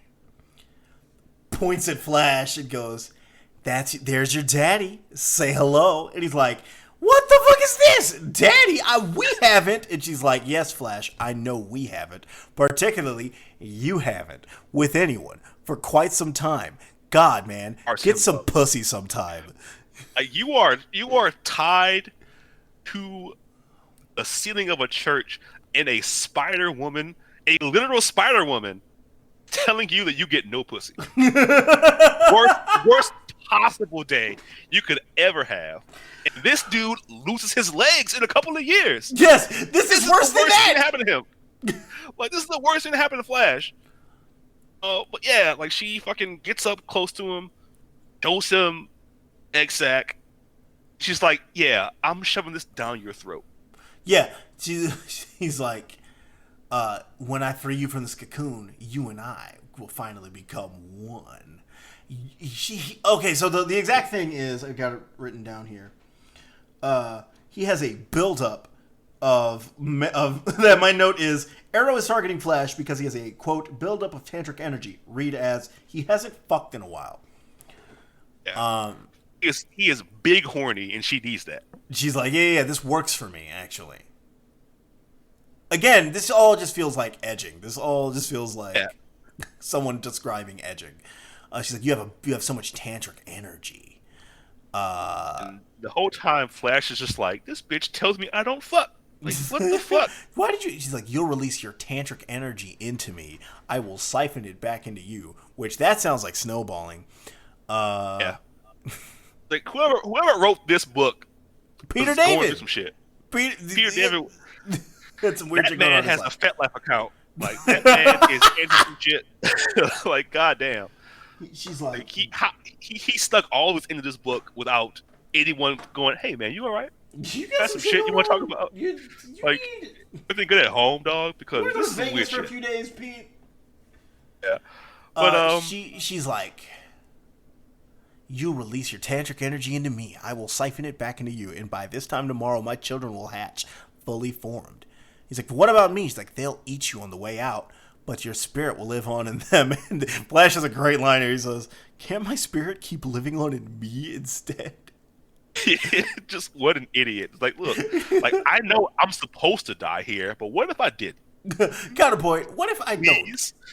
And she's Yeah, like, and of course- open up, Flash, and he just will not open his mouth. He's like a dog with something in his mouth. He's just like down to the sound effects written like, out on the page. Yeah. And then again Pete shows up and he fucking it's like Peter Peter's uses stingers the come fucking- back. Well, his Yeah. stingers, he says later that his stingers, he hasn't seen them in a while. So I guess for whatever reason, they can only come out when he's fighting someone like Arrow. Well, I always thought that he just like chose to not Not use them. use them. No, he just doesn't. He just can't use them, I guess. And so we cut away to the Daily Bugle, where there's a big thing on the side of the Daily Bugle building that says, it's a picture of Peter, and it says "Back in Black?" ? So then it's Peter yelling at the cop, and it's Peter holding the guns, and they're about to buy the video from this dude. Oh no, the video's on YouTube.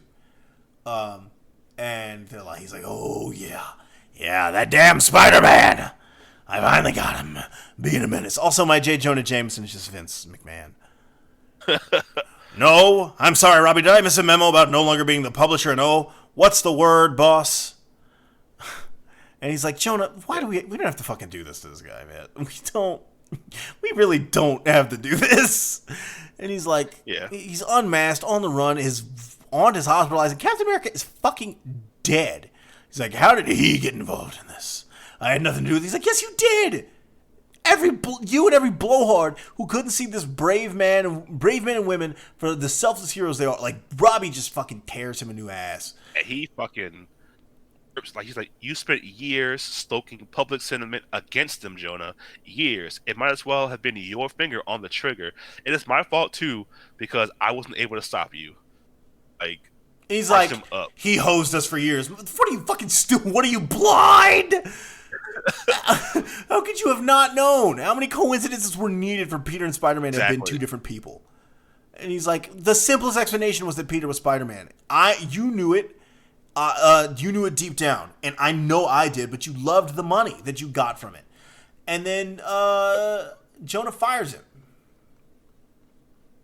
Or I think that happens later. But we come back to Peter fighting Miss Arrow, and she's like, I am your other. And they fight with the stingers. We get some really good fucking detail on these stingers. They're fucking sick. Yeah, they look Very really fucking tight. Like, very Wolverine's bone like- claws. yeah, like I think the only times we've seen the stingers have been in the other. In here, this, and I think they come back in in the Spider What Island. If. Yeah, I think they come back in Spider Island, and I think in that What If for the other, where Peter chooses to die, the Venom symbiote bonds with him. Like, he has the stingers then because he stabs Luke Cage with them. Jesus. Other than that, he just like never uses them, which is a shame because they're fucking tight. Yeah. I Kane think Miles has them, doesn't he? Miles Does has the have Venom thing where he Right, the yeah. touch.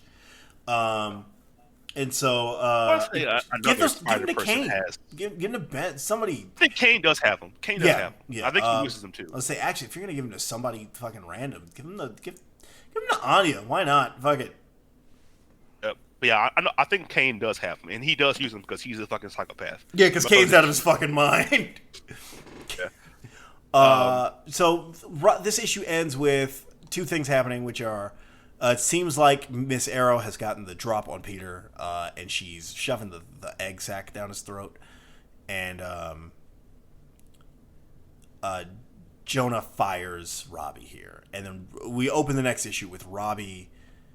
Robbie gets home, and his wife's like, hey, you're home early. And he goes, oh, wait a second, you're home early. What happened? Who died? And he's like, oh, I got fired. And she just laughs, and she's like, there's just way worse things this could have been. And she's like, fuck it, that job sucked. Yeah, Jonah sucked. She straight up goes, is Tombstone back? Like, imagine living in New York City. Imagine living in fear of Tombstone. Tombstone is basically, like, in terms of what he must be to people in New York, he's just Omar from The Wire. Yeah, like, is Tombstone back? No? Oh, phew. Be worse. And then so Randy comes in. Randy, who also should be, because he was Peter and Flash's classmate, he should be like 30. Yeah, he's living at home. Yeah, just hanging out, living the dream. And Randy's like, Randy tells, what? So I have as a note here, which is, why the fuck does Peter David write Randy like this? Yeah, like, he blames Peter for this. Well, that, but also he says,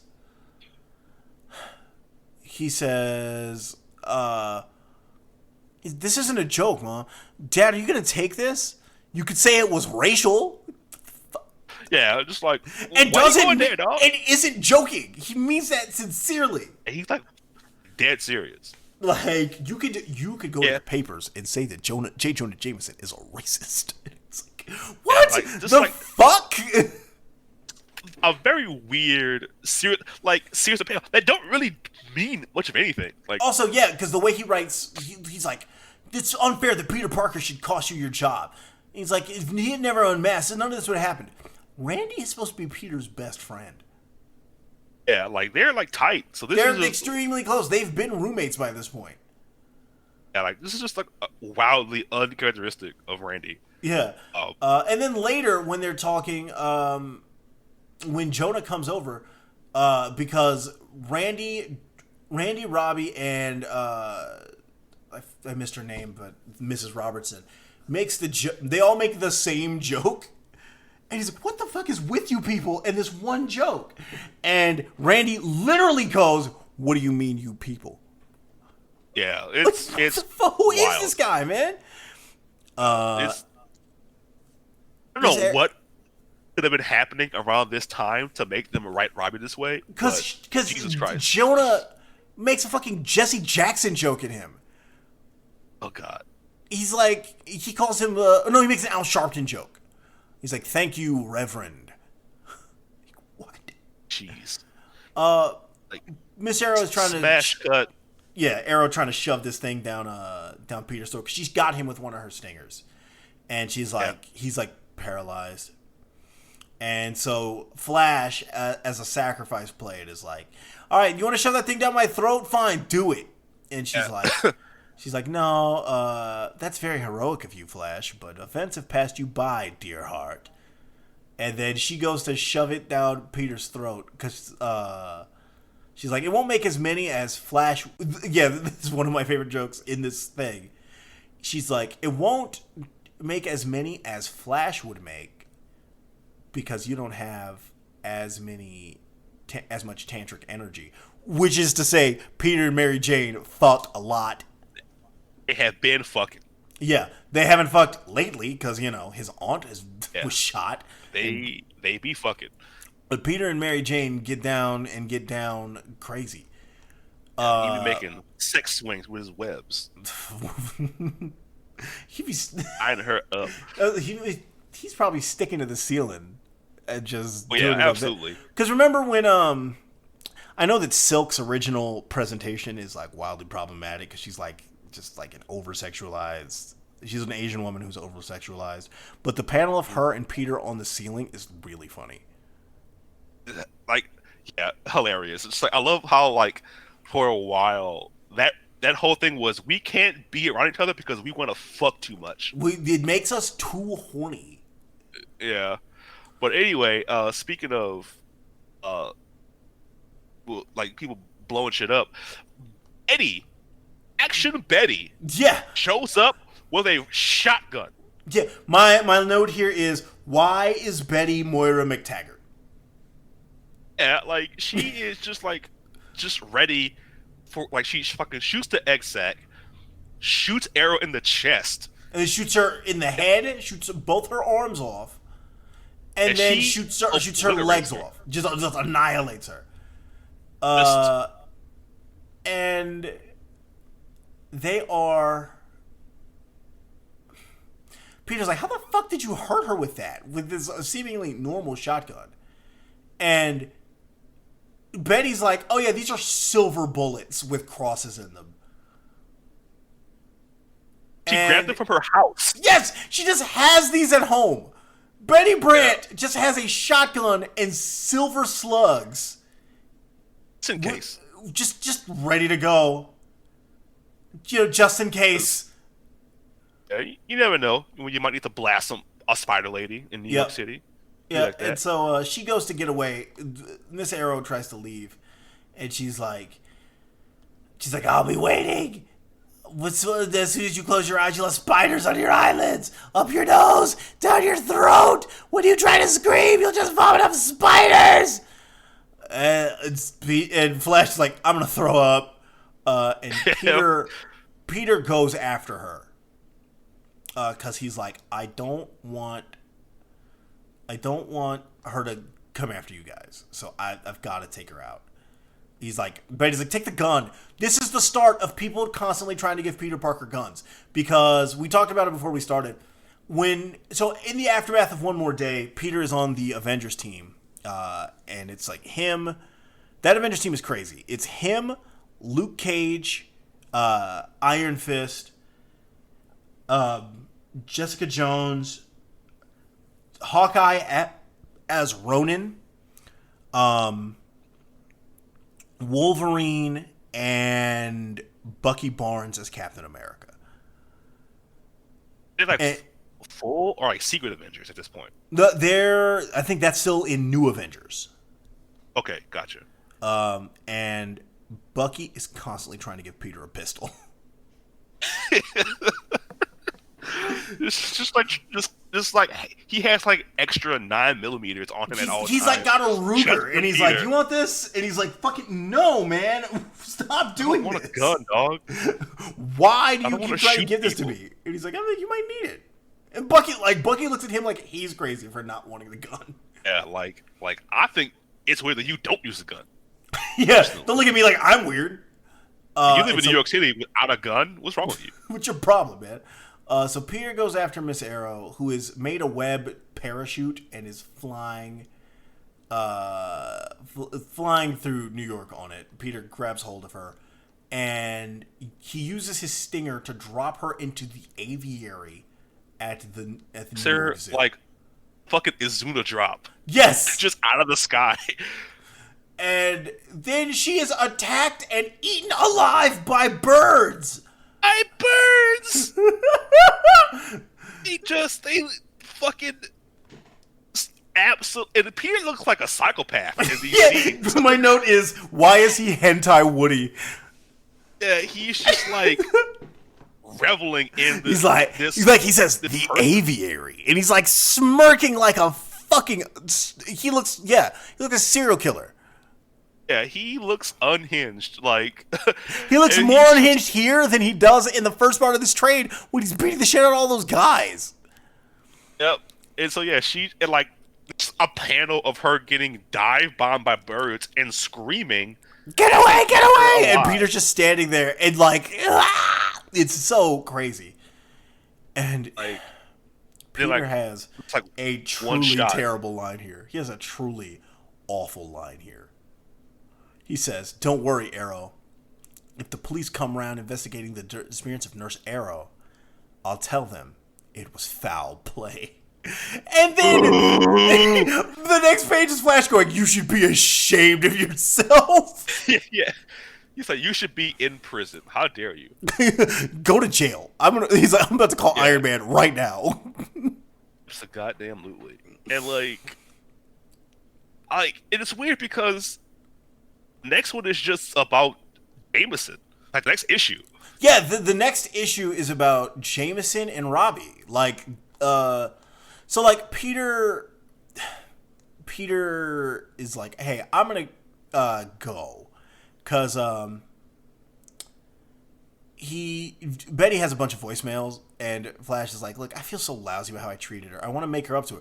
Good thing I got plenty of tantric energy to do it with. And Peter's like, I'm gonna pretend I didn't hear that. You expend your energy however you like to. I'm gonna go take a shower, man.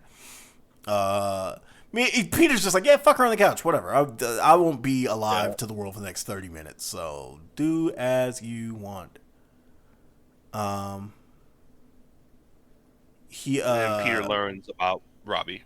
Yeah, they find out about Robbie, and this is where we get the 3 jokes in a row where the whole Robertson family says the same thing to J. Jonah Jameson, because Jonah knocks and Randy answers the door. He says, "Who's there?" J. Jonah Jameson. J. Jonah Jameson, who? You're hilarious, Randy. Now open up. I want to talk to your father. Why? You want to fire him some more? And then Jonah opens the door, face fucked up, hand fucked up with a bottle of wine in his hand. And he's like, I ran into a door. Don't fucking ask about it. And she says, oh, Martha is her name. Martha Robertson. He says, I don't need ice for my face. I just need 2 glasses and your husband. And Martha says, what are you going to do? Fire him some more? He's like, repetition? That's just lazy. You people need you people really need more new writers. And Randy goes, you people meaning what? He's like, fucking don't. Don't start with me. And we get a flashback to earlier in the day where just like a bunch of webs in James's office with a note. Yeah. And it's basically... It's an address. Meet me at this address. Come alone. And it's like this old gym that a mob boss used to own, and Peter just nobody ever took it over. Like nobody bought it, so Peter's just been hanging out here. He's just chilling in the fucking boxing ring. Yeah. And so Peter tries to get him to rehire Robbie. Jonah's like, fuck off, fuck you. No, I'm not doing it. And he's like, look, there's a mountain of crap you've done over the years that you can't undo. You can fix this, though, so fix it. And he says, what do you want from me, Jonah? It's always about me. What do you want? Like, talk to my lawyer. He's like, how do you talk to me? Also, Jonah is suing him. I don't remember why. He just is. I think he's suing him for fraud, I think. Yeah, because he was like, you sold me pictures of Spider-Man. But you are Spider-Man. You're Spider-Man, so no, you can't do that. Yeah. Like my note here is just Jesus Christ, Jonah. Because he says, how about thank you? Is that in the papers? You could try saying that. And he says, thank you. He's like, yeah, see, it wasn't so hard. Why should I thank you? For boosting your circulation with all the pictures I sold you, then saving your son, or saving you, or saving the world. And he's like, oh yeah, how about your uncle, or your aunt, or George Stacy and his daughter? How do you saving them work out for you? And like, it's just a beat, and Jonah goes, yeah, sorry. That was uncalled for. Like, I took that too far. Yeah, like, a little bit. But yeah, and then Jonas is like, look, I'll make a deal with you.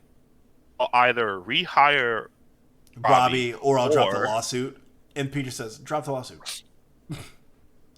Really? And then he slides into the ring, and all I could think of was Vince sliding in the ring at the 05 Rumble and tearing both the squats. Yeah, exactly. And so he's like, why the fuck would you tell me to drop the lawsuit instead of rehiring Robbie? You said it so fast. And he's like, Jonah, I'm not stupid. The reason I chose the lawsuit is because you have no intention of not rehiring Robbie. We both know you will. You fired him to provoke me. And he's like, well, let's pretend that I did it. That's why I did it. Why would I want to do that? And then Peter's just like, hit me. Just fucking hit me. And they argue some. Yeah, takes his mask off. He's like, fucking hit me. And he's like, you got no problem sending fucking robots and supervillains after me, but you won't just hit me yourself. Does your son know how gutless you are? Yeah. Do you know? Does your wife know?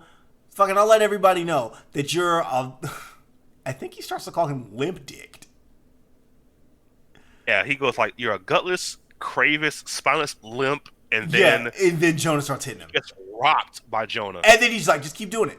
Just keep fucking hitting me. And Peter just keeps getting up. And then he recorded the whole thing. He said, run them on the front page. Spider-Man too afraid to lift hand against crusading bugle editor. You'll make way more money than suing me would give you, because I have no money. So that's why Jonah's hand is fucked up, because he busted Peter's face. I beat the shit out of him. And then he destroys the film and starts to walk down the hall and does actually run into a door, because Betty opens the bathroom door and just clobbers him. And he's like, "Did you really walked into a door?" And so him and Robbie talk about it, and he's like, Peter wanted you to hit him because he feels like everything that's going wrong in his life is his fault. And you, as much as you hit him, it's probably a fraction of what he thinks he deserves. And he's like, was Peter right? Were you just firing me to get a show just to get him? And he's like, yeah. He's like, you can't use people like this. That's Jonah, though. Jonah fucking sent those fucking spider slicers after him. Yeah. Like, that man's unhinged. Yeah, and then Peter steals the wine. There, he's like, Jonah, what if I don't want to come back? And he's like, then I'll just give you more wine. And then Peter has just stolen the wine. Yeah. Also, it's worth mentioning, Peter is not swinging away with the wine, implying he sat there while they talked and drank the wine. And yeah, the last issue in this trade is the annual, which is this is an all-timer, man. This is a I hadn't read this in a long time until this issue is like all about Sandman. Yeah, this annual is Sandman's origin story. It's about him and his mom and how he took the name Flint after a teacher he had a crush on. Yep. It's very good. So he was a sand artist. He loved making shit with sand. He was a sculptor. As a child, he had he was like a prodigy. And then he gets bullied. This kid Vic calls him a penny waste. Smashes his shit up, and beats his face in. And Sandman's mom is crying about it, and she's like, if I had been a better wife and not drunk so much, maybe your dad wouldn't have left us. What the fuck, man? Right? That's some heavy shit to say to a child. Yeah, because fucking Flint here is maybe 10, 11 years old. Like, he's maybe at oldest a middle schooler. All these flashbacks are cut in with current Sandman fighting Spider-Man. Yeah, red and blue suit Spider-Man at this point. And it's just his inner monologue as he fights Peter at, I'm assuming, the Coney fair Island. on the beach. They're fighting at Coney Island. There's so many good. A lot of this is narration with Sandman, who learns how to fight from watching. He says, I spent the next month, every spare moment, practicing moving like sand and water. And the next time Vic and his buddies tried something, all I could think of was, you can't touch me. You can't hurt me. Every time you think you have your hands on me, I slip through your fingers like water, like sand. Like, he just beats the shit out of these guys. He says, I learned several major things about power that day. I learned that guys respect and fear it, that girls are attracted to it. And those who have power over you, whether they're principals or cops, they don't give a damn about what's right or wrong, just or unjust. They just want to show you who's boss. And then he assembles a posse. He, like, of the kids he beat up. Yes, he fucking Dario Cueto's them. He's like... And, like, he beats their ass and goes, like, you work for me now. And they go, okay. Yeah, so his crew includes this dude Vic and these other two dudes who I don't think we can find out their names, but we see them grow up through middle school and then in high school. And by high school, Flint has gotten fucking jacked. He's huge. He's big as shit. He's like he plays football. He's like huge. Yeah, it's like a fucking wide receiver. But his buddy on the right of him in this page...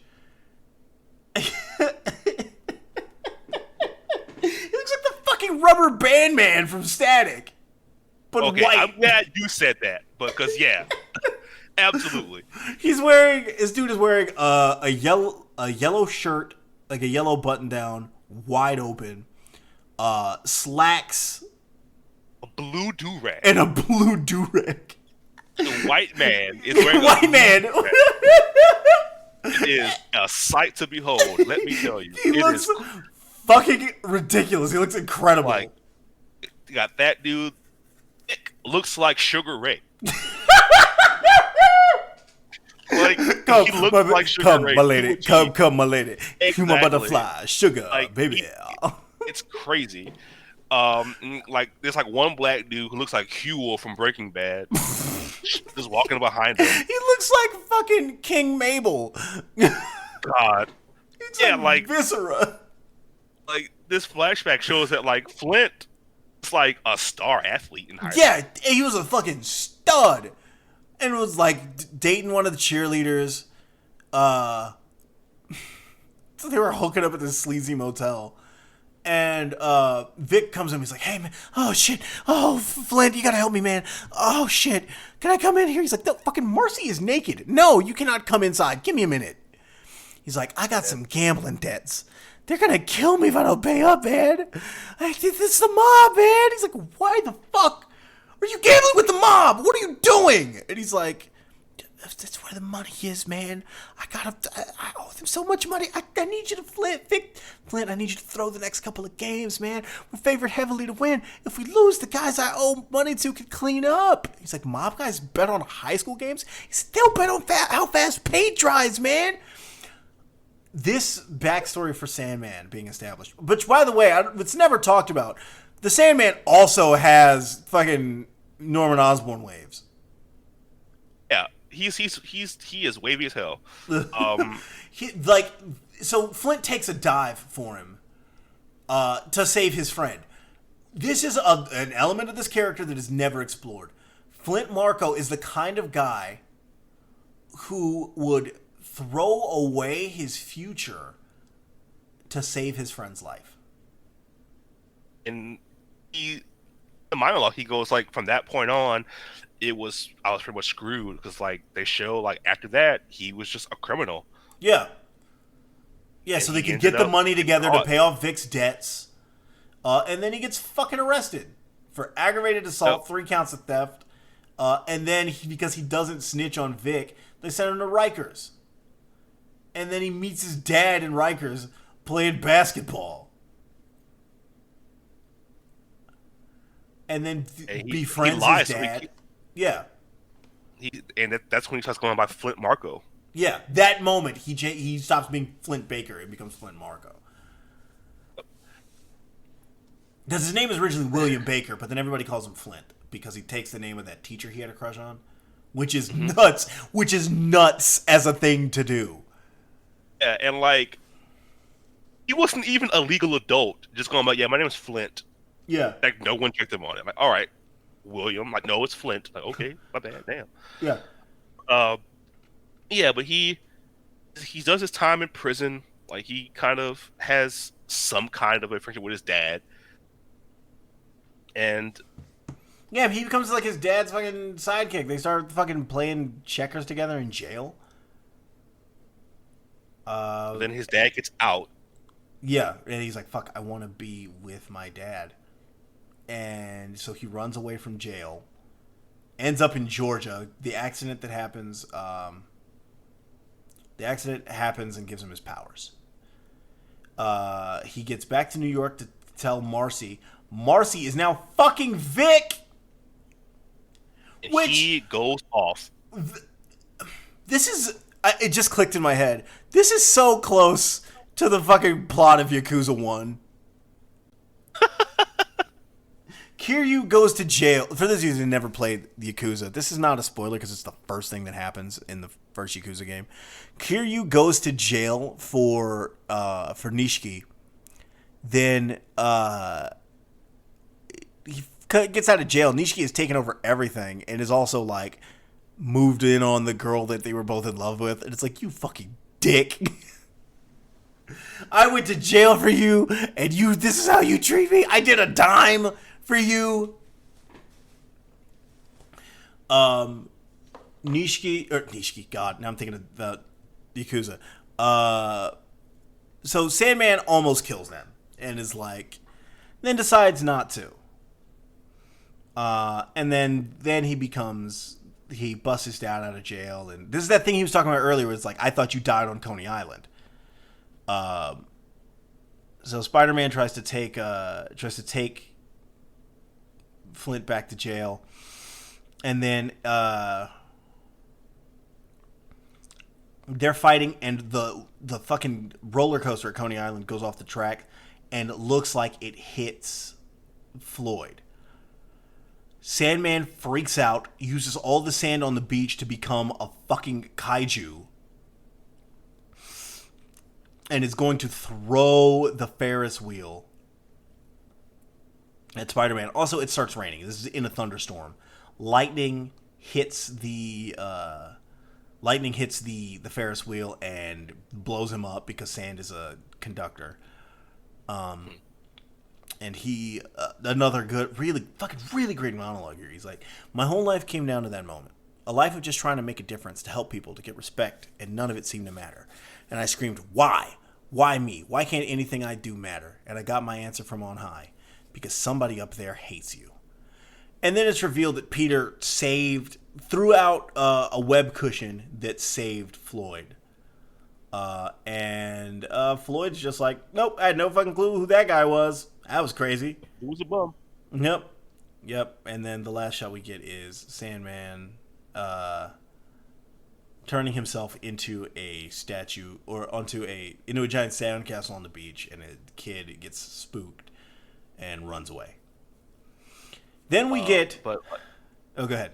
The saddest story of all time. Yes! The saddest Spider-Man story ever written. No words. No words until the end. Words. Yeah, it's the only words are at the end.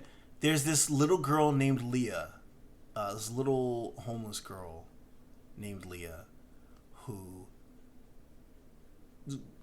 loves Spider-Man. She has, like, in the box that she lives in, she has a shrine to Spider-Man built. Like, it's just a bunch of pictures of him from the newspaper. She kisses a picture of Spider-Man and then goes to sleep underneath a bunch of newspapers with pictures of Spider-Man on it. She has like a dream of like swinging with him around New York City with Thor and Iron Man. And then Peter finds her, and he's like, she was already unconscious when I came across her. God, I must have swung past that alley 100 times. Maybe if I'd noticed her sooner. She had newspaper clippings of me, tons. And obviously you meant something to her, but even you can't be everywhere, says the nurse, or the doctor. She says, do you even know her name? She had a necklace tucked under her shirt. It said Leah on it.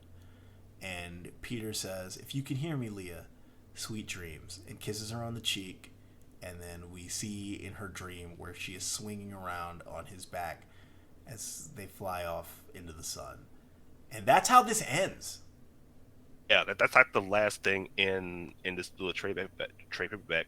And to loop it back to the Sandman thing, one thing that we kind of skipped over, which is my favorite thing of this little story. He mentions how after he chooses to not kill Vic and his ex, it's like basically he was like, I needed enemies who were good enough for me, and he just like talks about Spider-Man.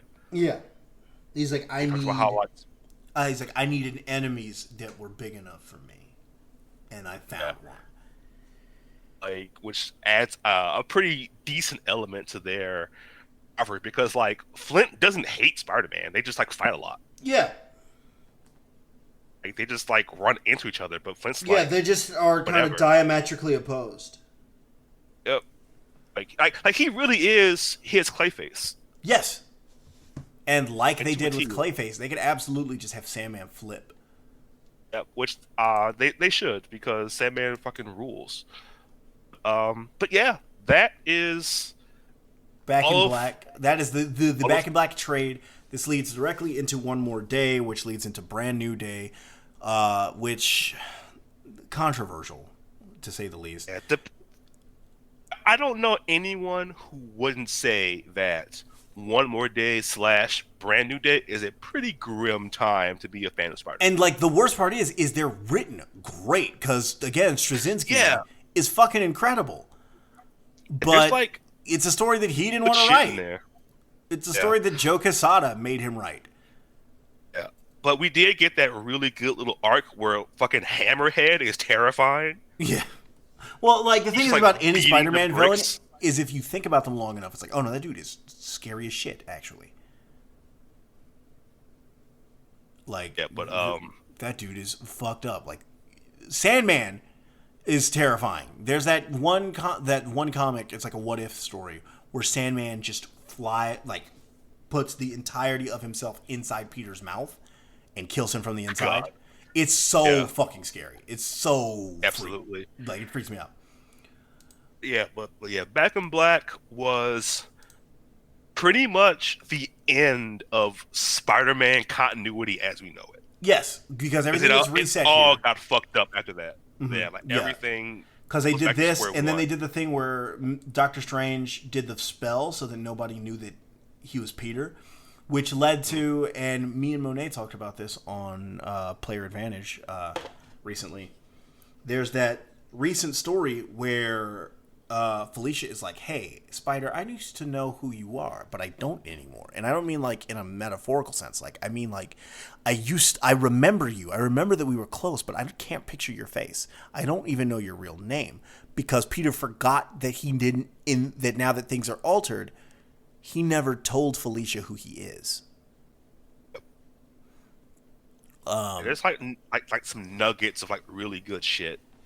Yeah, throughout Brand New Day, but my God, it's just my favorite thing about such all a that. weird book. Yeah, it's a mess. My favorite thing about all that is in an issue of New Avengers, Peter and Jessica Drew are sitting up on a rooftop, like staking something out. I don't remember what for, but they're staking something out.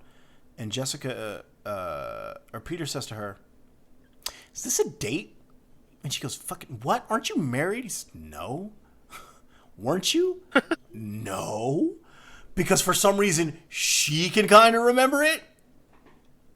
Because Yeah, I think she wasn't on Earth at the time. yeah, she wasn't around when the spell happened, so she's kind of like aware of like how shit used to be. Yeah, But like vaguely, but she's it- not sure because she didn't really know him that well. Mhm. But she knew he was married. He's like, "Fucking what? Yeah. No, I was never married." Yeah, but that's and like Peter, like back to just being a because to briefly talk about the other really quick. Yeah. Basically, Peter dies at some point, and his make a long, very funny story short. He basically like accepts the spider part of him, and he becomes part human, part spider. So he gets stronger. He gets the little spider stingers. And then Brand New Day happens, and that never happened. So he's just back to being like he's weaker. He doesn't have his stingers anymore. He's just like a human with spider DNA instead of being half human, half spider, like he Right. was for a long time. Yeah, like they just like really just like at the square one with him, Right. big time. Like his like status as Spider-Man, almost his fucking relationships. Like how old? Like is he even the same age? No, At I that think point? he's supposed to be maybe a little bit younger, but I think when they introduce Cindy I think is explicitly stated to be like 31, 32. Yeah. Yeah, they age him down a little bit. They just make a lot of slight changes. But actually, the handy thing is, however old we think Jessica Jones is how old Peter Parker is. Because Peter Parker, Jessica Jones, and Cindy Moon all went to high school together. And yeah, like just to briefly talk before we wrap this up, because I specifically said we can't run 3 hours like me and Will did. We're coming up on that mark. Peter, there's a lot of little things that happen coming out of this that I think are fun. So in that new Avengers run, Peter, like I said, that Peter, Luke, Danny team. Peter, Luke, Danny, and I want to say Clint are sitting around a table, and because now that his history's been altered, they don't remember who he is. And so they go, hey, you know who all of us are, but we don't know who you are, and we got to trust you. He goes, oh, right, shit, I forgot that you guys don't know anymore. So he takes his mask off, and he's like, hey, I'm Peter Parker. And Jessica Jones fucking pops. She goes, oh, my God, I knew you sounded familiar. He's like, what the fuck? Yeah, what do you like mean? it's revealed that Jessica Jones had a huge crush on Peter. They sat together, like they were fucking lab partners in high school chemistry, like as sophomores in high school. And she's like, yeah, I had a huge crush on you. And he's like, oh, right, you were the girl who went into the coma and we didn't see again until after school. And when when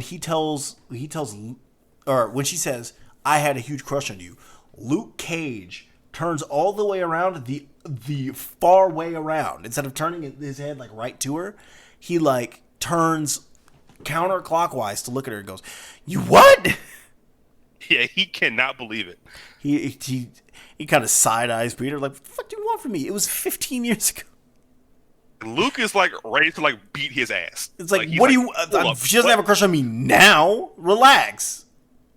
Yep, it's just the image of like Luke Cage and like a wife beater, just like ready to square up on with Spider-Man. Outfitted Spider-Man is hilarious, but yeah, that happened. Then I just kind of want to gush about that new Avengers run. We get that joke where the Dark Avengers are around, set up by Norman Osborn, and they're looking and they're like, okay, so who's who? Because they've got a fake version of everyone.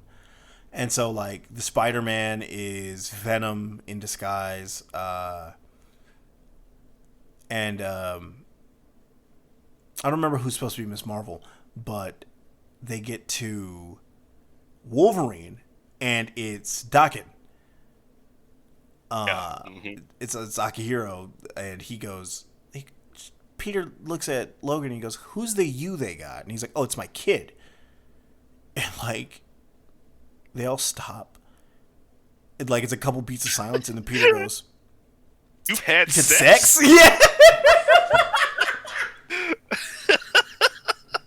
It's just like, and like, because Peter's mask is always so emotive. Yeah. Like, you could see him just look dumbfounded even with the mask on. Like, he's like, what? He's like not even doing a bit. He's like, I cannot fathom the idea of someone fucking you. Yeah, like, you've had sex. Like, and like, he says it like multiple times. He does not come off it. He's just like, wow. Yeah. That guy is somebody's dad. I might have to come back on for that. Yeah. Oh, yeah. That's a good book. Absolutely. That's a good ass book. I'd read that book again in a heartbeat. Well, that was why people were so excited when Bendis took over the X-Men, because Bendis saved the Avengers from being the shittiest. Oh, yeah. Like, good old B&B. The Avengers had been canceled for years. Like, they weren't writing Avengers stories. And then Bendis took over the book, and he put Spider-Man and Wolverine on the team. It was like, oh, wait, this is the greatest. Because that team originally is Cap. It's Cap, Luke, Peter, Logan, and I want to say Stark is on the team at first, and then it's Tony, Cap, Age, Spider-Man, Wolverine, and Sentry. I think. I know the Sentry joins at some point, but I don't remember if he's there at first. I think he's one of the founders. Yeah. That team is kind of nuts, and then it's great. Luke Cage buys Avengers Mansion for $1. It's that's secretly a Luke Cage book. This is not a Luke Cage episode. We're running on 2:45 here, but Luke Cage punts Elektra at one point. If you're listening to this, if you want to read like a good New Avengers run, like post, like there's a lot of good teams, like the Secret Invasion team, like Bucky, Mockingbird, Miss Marvel, Spider-Woman, Power Woman. Like New Avengers is a good book. Yep. Like, if you want a good team up book to read, pick up any run of New Avengers. Read like any of Bendis's stuff on Avengers because it's all good. Yep. And Dark Avengers is pretty good too. Dark Avengers is good too, yeah. But this has been a fun 2, almost 3 hours. I love that story that we read, especially that Leah part is so good. It's like it's just a few pages. I also forgot it was there. I was totally blindsided by it. It's only a few pages. That is in Friendly Neighborhood Spider-Man annual 1. I think it's annual 1. Scroll either 1 or 2. But yeah, honestly, if you want just like a really fun Spider-Man book, Friendly Neighborhood Spider-Man is great. Just don't look too hard into like Peter David as a person, because that guy's fucked. He got some stuff. Yep. Yeah. He went on this whole rant once that was it's fucked up. Boom, boom, different era. A little bit. Yeah, this is Friendly Neighborhood Spider-Man annual number 1. But despite all that, Back in Black, one of the best ones of all time. Friendly Neighborhood run right after it. It's really good. And if you're curious, check out Brand New Day. Yeah, there's some good stuff in that book. Because One More Day is the last Spider-Man story written by J. Michael Straczynski. Because he leaves after this, and fucking what a way to go out. And I don't remember who takes over for him after that. I think actually, I'd have to check, but I think that's where Slot's run starts. 2008. That would track, because then Slot wrote Guggenheim, Gale, and Wells are all a part of Brand New Day. Yeah, because Slot takes over, and then Slot wrote Peter from like 2008 to like 2017 or something like that. Yep. Like it's the long I know that Slot wrote 616 Peter longer than anyone else had ever written him. Because I know Bendis writes 616 or 1610 Peter from 2000 to like 2011. Like, I know that the longest tenure of any writer artist combination in Marvel history is Bendis and Bagley on Ultimate Spider-Man, because they wrote it together that was like over 100 issues of those two together. Yeah, great ones too. That's another one that y'all should read if you haven't. Yeah, that's a good one to come back on. But anyway, before we sit here for another 15 minutes just talking about shit, thank y'all for joining us. Thank you, Manny, for joining me for this. We'll definitely have any opportunity to talk about Back in Black. I will take it. As soon as you asked me, I didn't even hesitate. I was like, I was like, hey, what do you want to do? You're like, Back in Black. Okay. Instantly. So I actually, for the first time, I've got it set in stone of what the next episode is going to be. Our next episode will be featuring our friend Gary, talking about Avengers versus X-Men. If you want to hear a man shit talk Tony Stark, will be the episode for you. Yeah, because Gary hates Stark more than I do. Which is impressive. Yeah, but thank you all for listening. Thank you for joining me on this. and we will catch you next time. Have a good one.